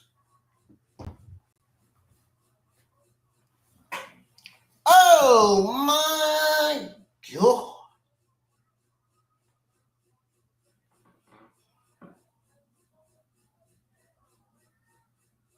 Wow. They both look like they're doing Sheamus' move, the bro kick. That's what Sheamus does in the ring.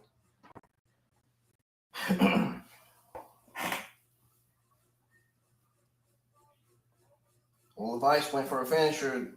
Zaria dodged. Uh-oh.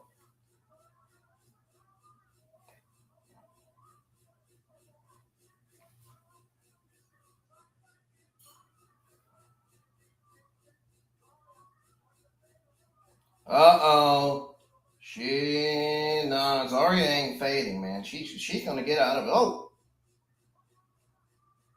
Oh wait, double team submission?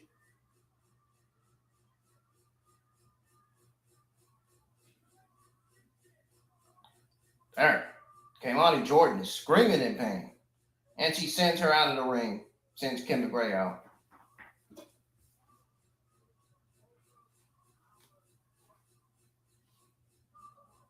Oh! Lola dodged just in time. Zarya ran into the ring post, out the ring.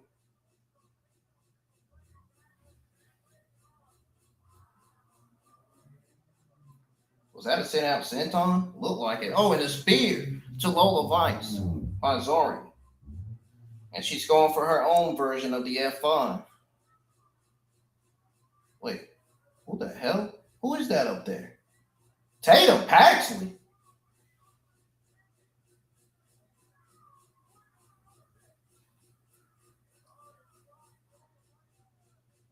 Tatum Paxley's back on NXT that quick?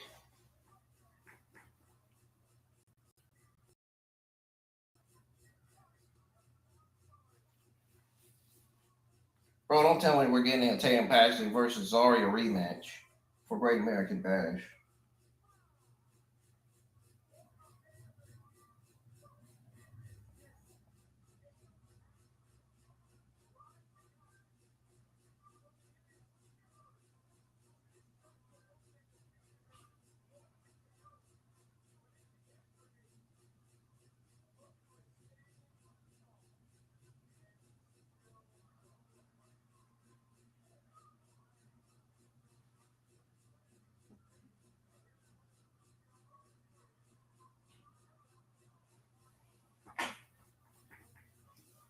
Wonder what everybody is saying about NXT tonight.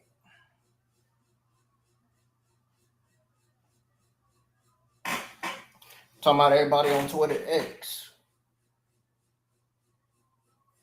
Oh, there's some news on multiple main roster WWE stars working upcoming NXT events. We're actually going to go over that. That'll be one of the list of news that we go over tonight.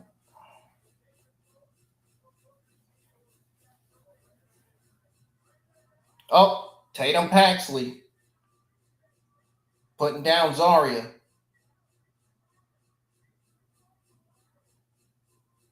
Oh, we got Zarya and Tatum Paxley taking their brawl almost to the back, looks like.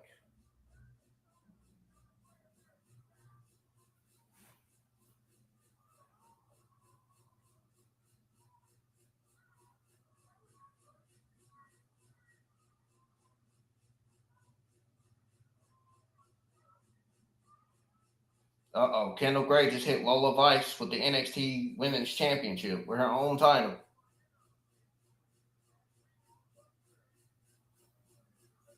She didn't mean to, though.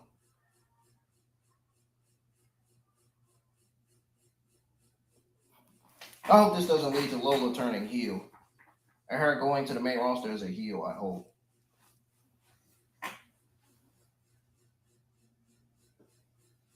Because Lola is so good as a babyface. Like, she really is. I mean, don't get me wrong, she's solid as a heel, too, but we'll see.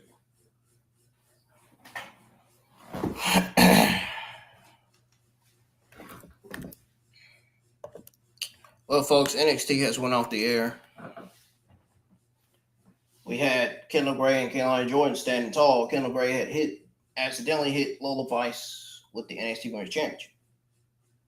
So this was 2 accidents from Kendall Gray. The last time Kendall Gray had accidentally hit her, and then this time she did it again.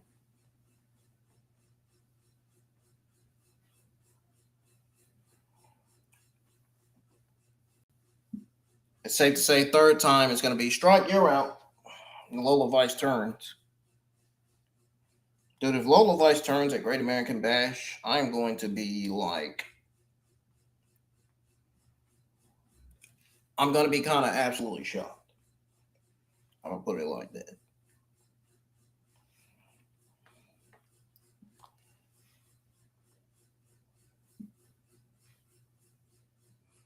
Well, y'all, I'll be right back. Don't go anywhere. Get my notes ready. When I come back, we'll go over everything, and then we'll go over that news article that I just saw and my thoughts on multiple main roster talent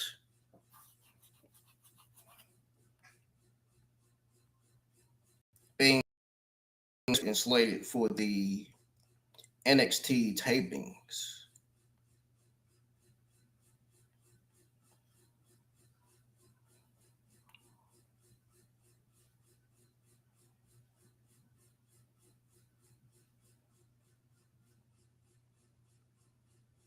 Or multiple main roster WWE stars working upcoming NXT events. We'll go over the news on that. And if I see any more serious news, we'll go over that as well.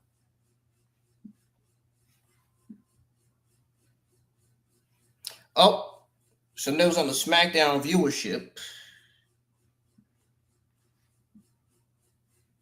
We'll go over that this Friday. We're not going to go over that tonight because that's not NXT news. So,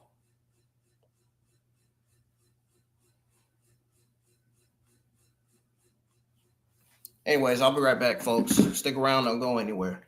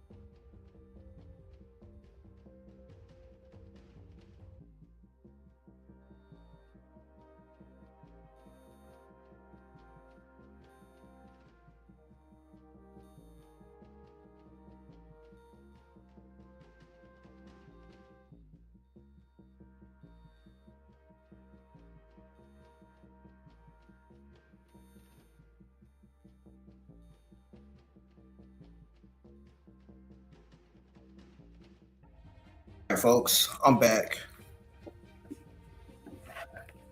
Let me tell y'all the real reason why I put timestamps in the description. Because sometimes when I'm on a full break, it takes me long because I have to get my notes together and everything. And plus, I'm gonna have a lot to say tonight, so be prepared on what I have to say. But I am back, and we're gonna go ahead and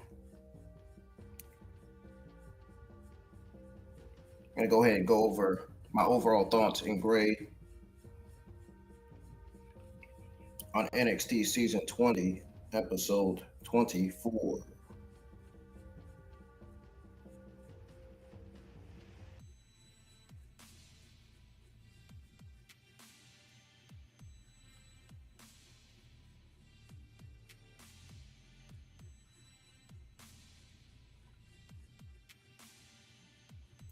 NXT was a solid B show. It did the same way. It did solid the same way Monday Night Raw did last night.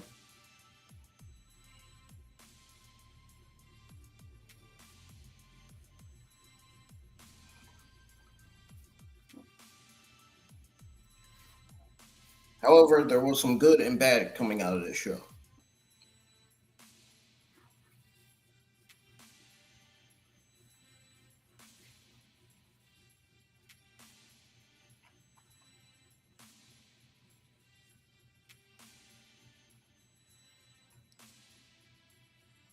Now, like I said, I gave this show a solid B overall. But listen, this is definitely a tale of two stories, or two shows, rather. So, outside of a few things, a lot of this was mid-C trash, and I'm keeping it a buck. The show opened with Zarya getting interrupted by Kaylani Jordan. Then Lola Vice and Kendall Gray pulled up.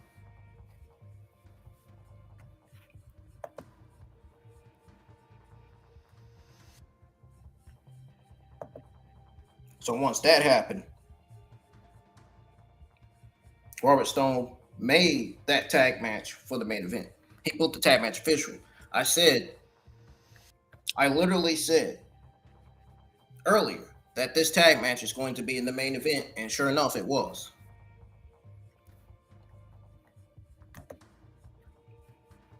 Now, that match was the best women's match of the night by far. This was one of the more solid things of this entire show.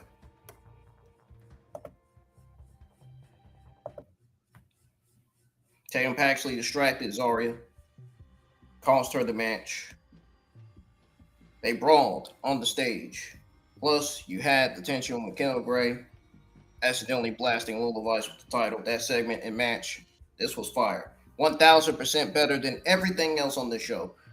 That tag match was the main event to close NXT. And the segment with Zarya, Kaylani Jordan, Kendall Gray, and Lola Vice was what kicked off NXT season 20, episode 24. That was the beginning of the show. That was what kicked off the show. Then after that, we had got Tavion Heights versus Jackson Drake for the North American #1 contender spot. That was solid too. Tavion got the win, looked strong. Tony D'Angelo and NARAKU had a face-to-face by the Paganda. So they had a face-to-face by the Paganda, and Tony D called him leader of a pack of wild animals. I'm not sure if that was pretty wise for Tony D'Angelo to call him that or not, but whatever, I guess.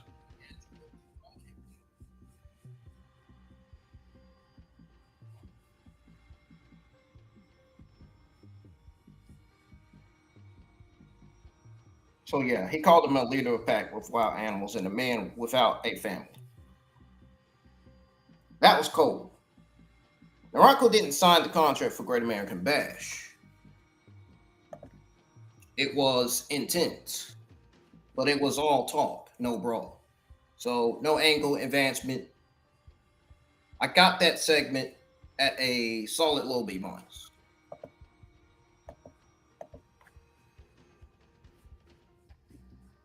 It was better than their previous segment that they had. Now, this is where I got a problem here. NXT still has the best women's division in the wrestling. I stand on that. Don't get me wrong. But tonight, goodness gracious, dude. How do I even want to say this? I love that women's division, but this is not their fault when I say this. This all falls on creative booking and writing. This falls on the creative writing team of NXT when I say this, and the administration. The booking for the women's matches were fucking terrible. We definitely had a lot of bad booking coming out of the women's stuff tonight. I was not pleased with that. NXT creative writers and the person that books NXT, they all need to do better. This is ridiculous. Thea Hall lost to Izzy with Birthright all over the place. Layla Diggs hit a moonsault on the floor. Still lost to Ariana Grace with an inside cradle. You know, Birthright was ringside for Adriana Grace's match against Layla Diggs.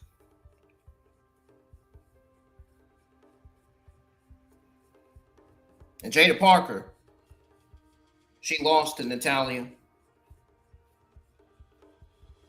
She somewhat beat her clean with a sharpshooter. And look, Thea Hall, Diggs, and Jaida Parker all got wasted tonight. And I'm just going to be flat out honest. And if you don't think that otherwise, then you got to be a complete idiot to think that they weren't wasted, when clearly they were. I watched the entire show, so trust me. I know when talent gets wasted and buried and when they don't. We know when talent is being sitting in Titus catering. Give them 3 or 4 weeks. If they're not on TV 3 or 4 weeks, guarantee they're sitting in catering. Believe it.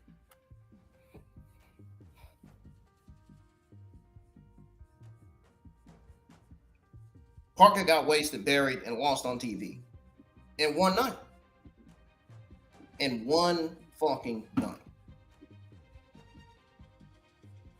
All 3 of them deserve better. Really. I can tell that Thea Hall's gotten better with her gimmick and stuff. Jaida, let me tell y'all something, man. Jada's not going to block me after saying this because she knows I'm telling the truth. Maybe. Maybe she does. I know she blocked that somebody that I followed on Twitter X recently. Yeah, I think they kind of crossed the line with tweeting negative stuff about her. They should have kept it to themselves. Jada's got the attitude, mic skills, talent, looks, and they keep wasting her week after week after week. It's getting ridiculous. Jaida Parker should have been on the main roster if that was the fucking case. Should have called her up to the main roster. The main roster, I'm sure, will treat her right. Maybe. Because they haven't done a damn thing with Blake Monroe. All we've been seeing from Blake Monroe for 3 or 4 weeks now is vignettes. It's starting to be like Veer Mahan. It's starting to be a Veer Mahan thing. And they really, come on, man. They really need to get Blake on TV. The SmackDown Women's Division desperately needs new stars in the Women's Division. And Blake Monroe, I'm telling you, Blake Monroe's a star. WWE needs to book her like it and use her like it. But right now, they just got her in catering. doing nothing but vignettes.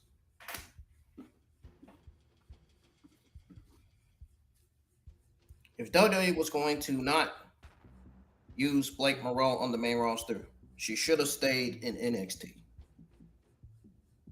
They should have kept her in NXT instead of calling her up. Bottom line, that's all I got to say about that. I ain't going any further.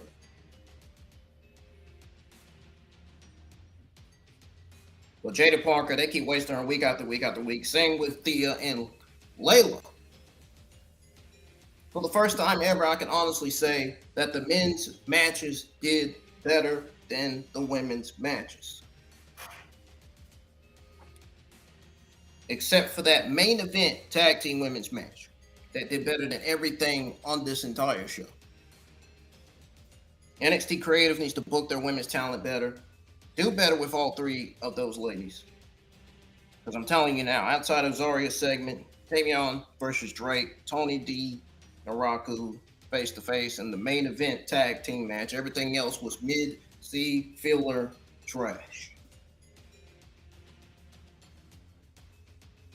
And this is ultimately why I gave this show a overall solid B. This was a solid mid-B show. The highs were high, but too much of the card was a waste of time. Waste of time. Now, I'm going to reveal to y'all what we didn't see before NXT went live on June the 16th. Now, before NXT went live on June the 16th, the fans in the building got some bonus matches that everybody, including myself at home, didn't see. WWE ran 3 non-televised dark matches. And some of these people deserved TV time. First up, Skylar Ray picked up a win over Jessica the Unknown. Skylar's been grinding on Level Up in house shows. She looked sharp. Then E.K. Prosper got some in-ring time and defeated Kyle Dixon. That one actually matters because E.K. Prosper got the momentum before he had that confrontation with none other than Kanu Carter. Later on the actual show, smart booking. Wendy Chu was in action too. She walked away with a win over Megan. Wendy Chu always pops the live crowd.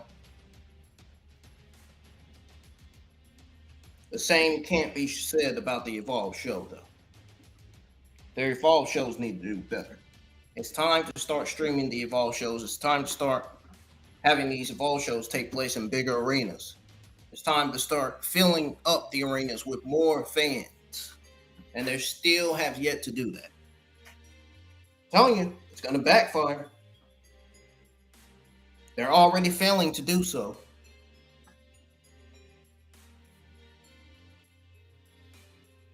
The more they do it, the more excitement they're going to get, the more hype the shows are going to be. If they want to do it their way. I don't know why they think tape shows is going to get them over. I don't understand. When half of these Evolve tape shows have been nothing but a waste of time, to be honest. Some weeks, their Evolve shows are solid. Other weeks, it's mid-garbage.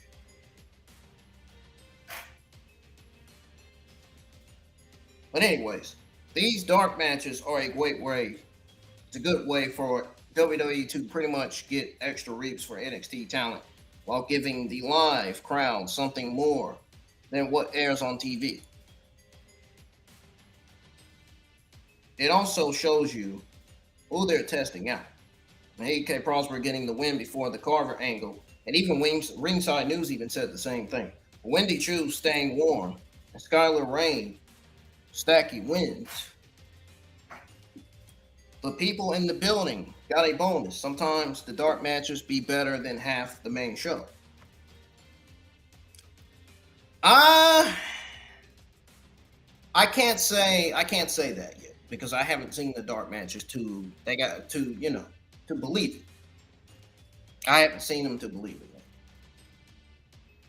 So, and I don't really watch dark matches.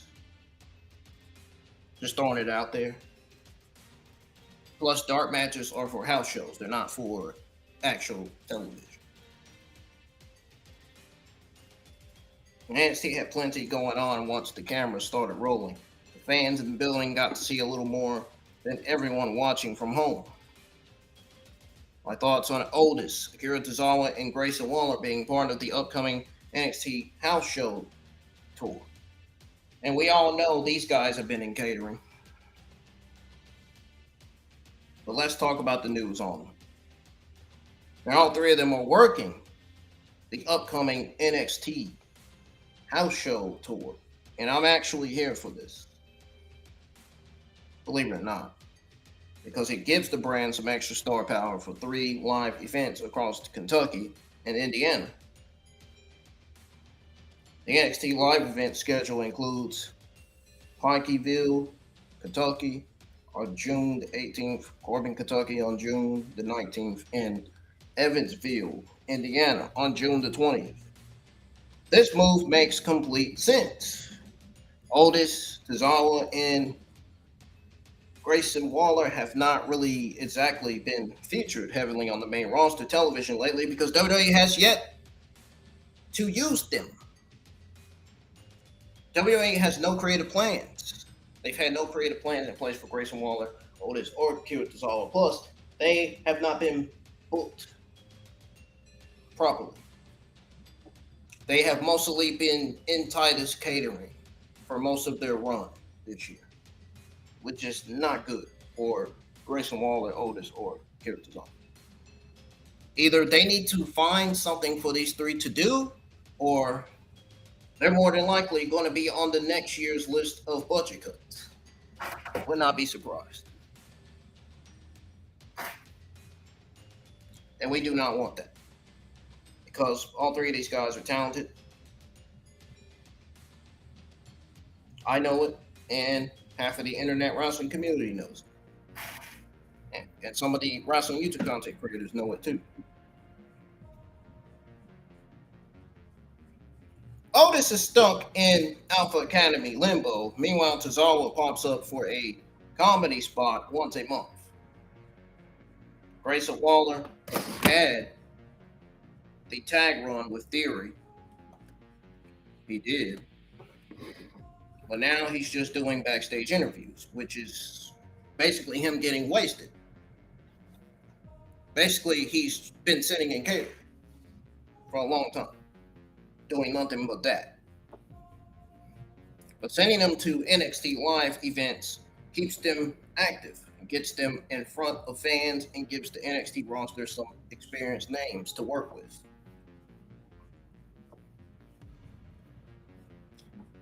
I'm not sure if I want to say this is how you use your talent, but WWE has used main roster talent on an NXT program and live events before, and it always elevates the shows.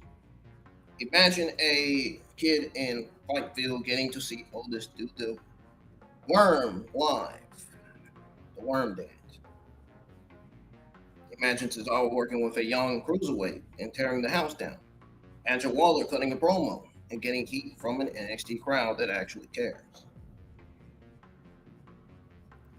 I mean, believe it or not, even though WWE hasn't done nothing with those three guys, but kept them in catering, it's good for these guys because they stay sharp and don't get ring rust. It's good for NXT because fans get bigger names and the younger talent get to learn. It's good for business because you're selling more tickets. Book them strong, let them cook.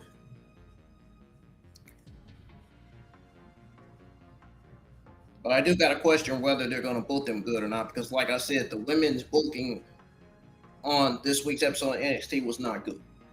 So I hope they don't get shit mixed up.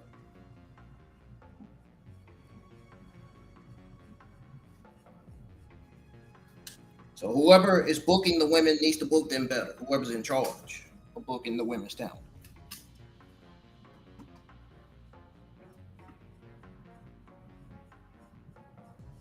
Hopefully, Otis Kirizawa and Grayson Waller will get the much needed TV time that I'm sure they themselves know they deserve. Setting the record straight on full card for NXT Great American Bash Go Home Show and how it needs to deliver next Tuesday. All right, folks. I've been seeing these graphics and title match and more review posts floating around.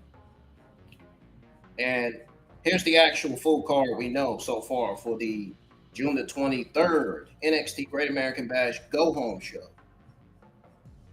And NXT Creative needs to deliver next Tuesday. No freaking excuses. Oh, and by the way, no shit. They do.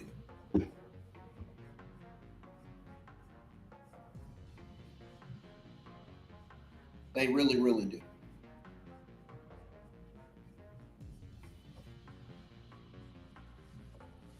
So confirmed for June the 23rd, 2026 episode of NXT, which is NXT Season 20, Episode 25. Now, we have an Evolve Championship match booked. We got Aaron defending his Evolve Championship versus Tristan Angels.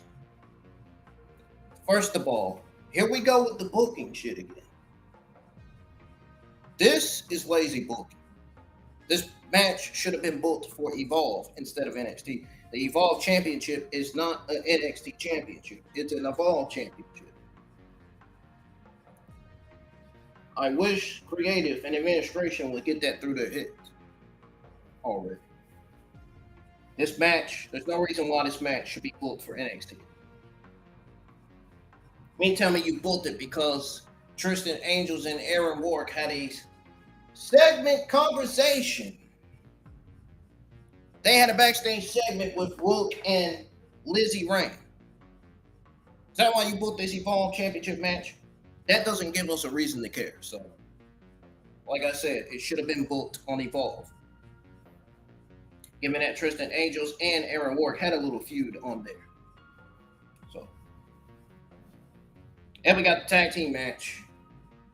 Hank and Tank versus Birthright. When is the last time we have seen Hank and Tank booked in a match on NXT television? I would love for somebody to tell me. I thought so. Singles match, Candle Carter versus EK Prosper.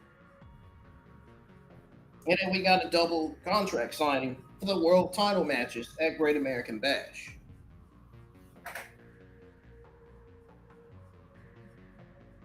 This is a go-home show. That means this is the final stop before Great American Bash, the last chance to sell the premium live event. The last chance to also get these few times. So it needs to be booked right. And it needs to deliver, most importantly.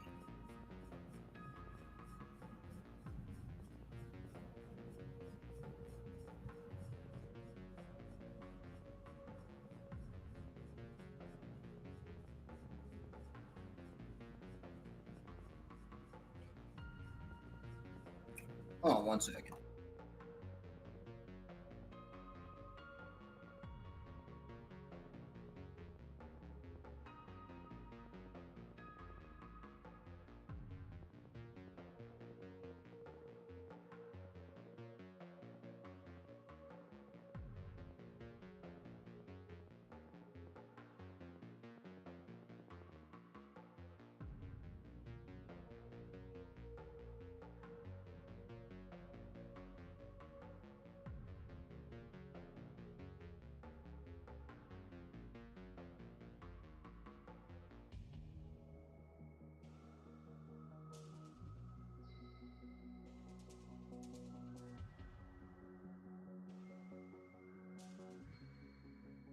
I really, really mean it when I say this Evolve Championship has no business being on the card. I'm really serious.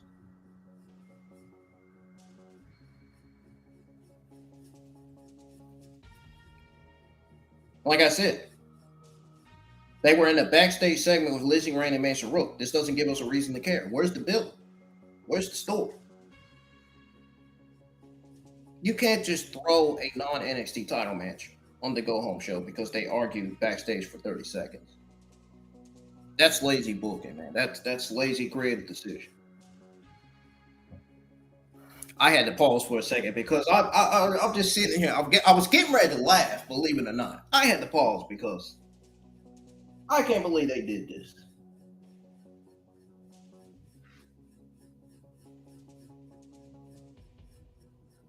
The spot could that actually is the TV time. They need to put the match on Evolve where it belongs. Bottom line. That's all I'm going to say. I said what I said, and I meant what I meant. So, moving on. Hank and Tank versus Birthright needs to further that faction story. Hank and Tank are over. Give them the big win and let them stand tall. Like I said again, when is the last time I seen them on TV? I still want somebody in the chat or in the comments when the stream gets processed. Tell me. I really would love to know. I really would love to know, man. Seriously. This is not funny.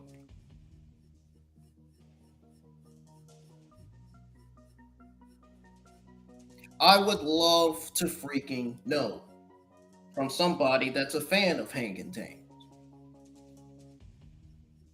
Let's see. When was the last time we seen them on TV? You know what? I'll explain it myself. They wrestled Cutler James and Osiris Griffin into the L. This was May the 5th, 2026. Before they had a dark match on TV on April the 14th, 2026, they were on the Stand Deliver 2026 preview or pre-show on April the 4th. So it's been over a month since June the 16th, and they've been on TV since early May. Probably because they were in the Noah excursion in Japan. Now, I will say this because I agree with this.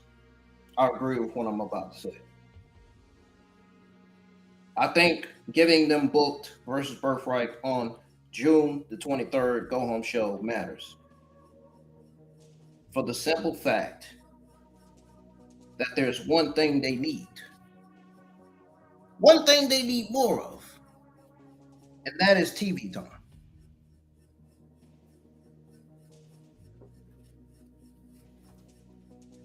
Not Tiffy time. Get your minds out of the gutter. TV time.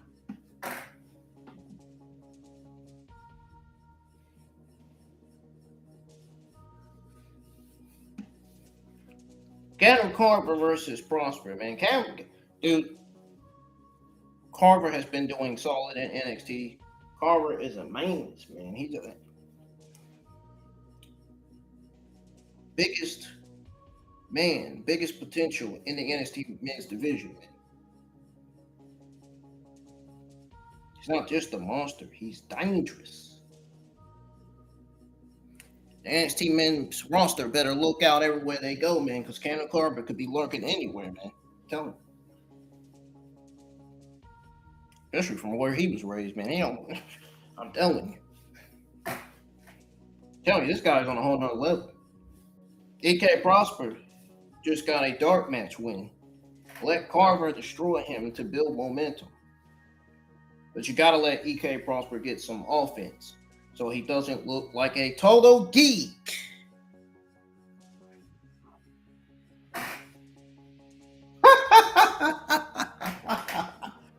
Oh, man. Something I should be calling Pushrat for blocking me over telling the truth about that news on Mason Holliday's departure from the company.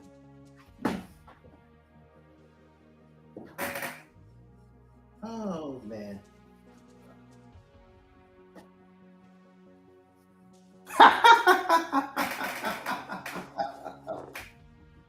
Oh my goodness, man. Anyway, a double contract signing. This cannot be a 20-minute talking segment where nothing happens. We're talking NXT Championship and NXT Women's Championship contracts. Tony D'Angelo and NARAKU still haven't signed. Well, Tony D'Angelo signed, but not NARAKU. Put it like that.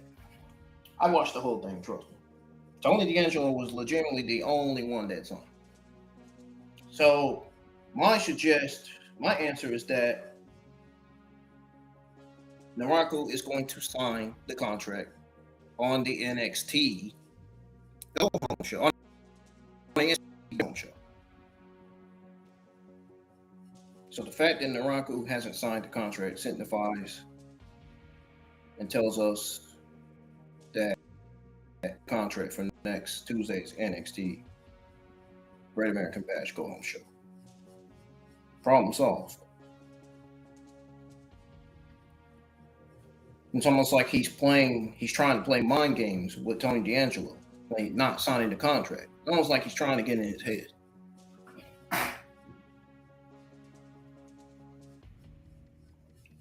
Could have been a heelish move. Who knows?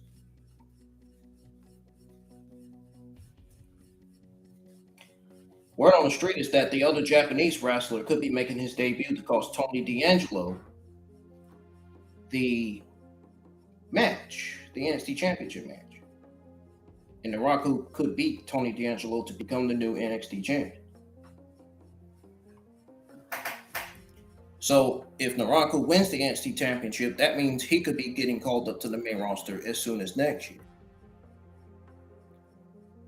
As soon as the end of this year or next year. Because who is he dropping the championship to, man? They got to have somebody.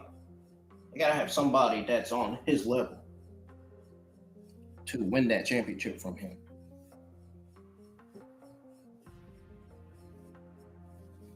So we'll see how Tony D'Angelo versus NARAKU goes and works out well. Some people are saying it's going to be a banger. Others are saying it's going to be solid. And there's only a few people that said it's going to be a mid NXT championship match. Have to see and find out, man. I'm saving it for my grade predictions going into Great American Bash. So I'll be putting out my Great American Bash predictions before the Prem Live event Sunday. Might as well call it Great American Bash an NXT Prem Live event.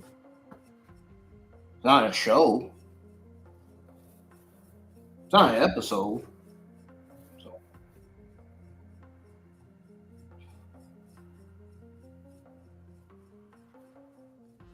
So going back to this 2-on-2 women's tag team match, Lola Vice had tension with Kendall Gray after the accidental belt shot, and Tana Paxley was in Zaria's head. Tables obviously needed to be flipped, and brawls need to break out. So someone needed to go through a table. Please give me, my followers and supporters, and give everybody in the internet wrestling community and even the wrestling YouTube content creators a reason to order Great American Bash, even the podcasters that watch it. NXT has been coasting a little bit.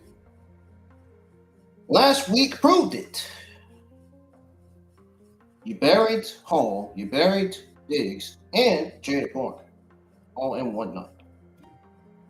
You cannot do that on the Go Home Show for next week. Every match for next week needs to matter. Every segment needs to have a purpose. No filler, no 50-50 booking, no wasting talent. The NXT arena crowd will turn on you faster than Roadrunner, especially if you insult their intelligence.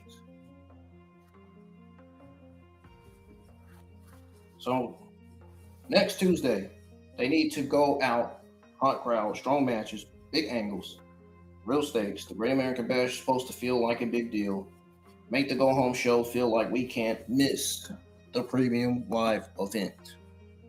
We'll get right, deliver, no more mid-C garbage nights. We need solid A television. ASAP. Period.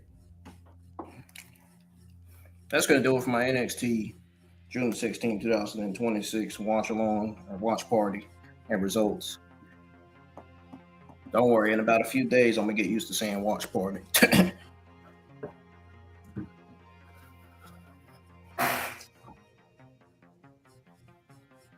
Make sure y'all subscribe to the channel if you're new and hit the thumbs up and share the stream, man. Let me know what you guys think of tonight's NXT in the comments whenever the stream gets processed. Don't forget to turn on closed caption, and I'm saying this to people internationally that listens to my streams. So that way you can auto-translate to what original or normal languages y'all speak.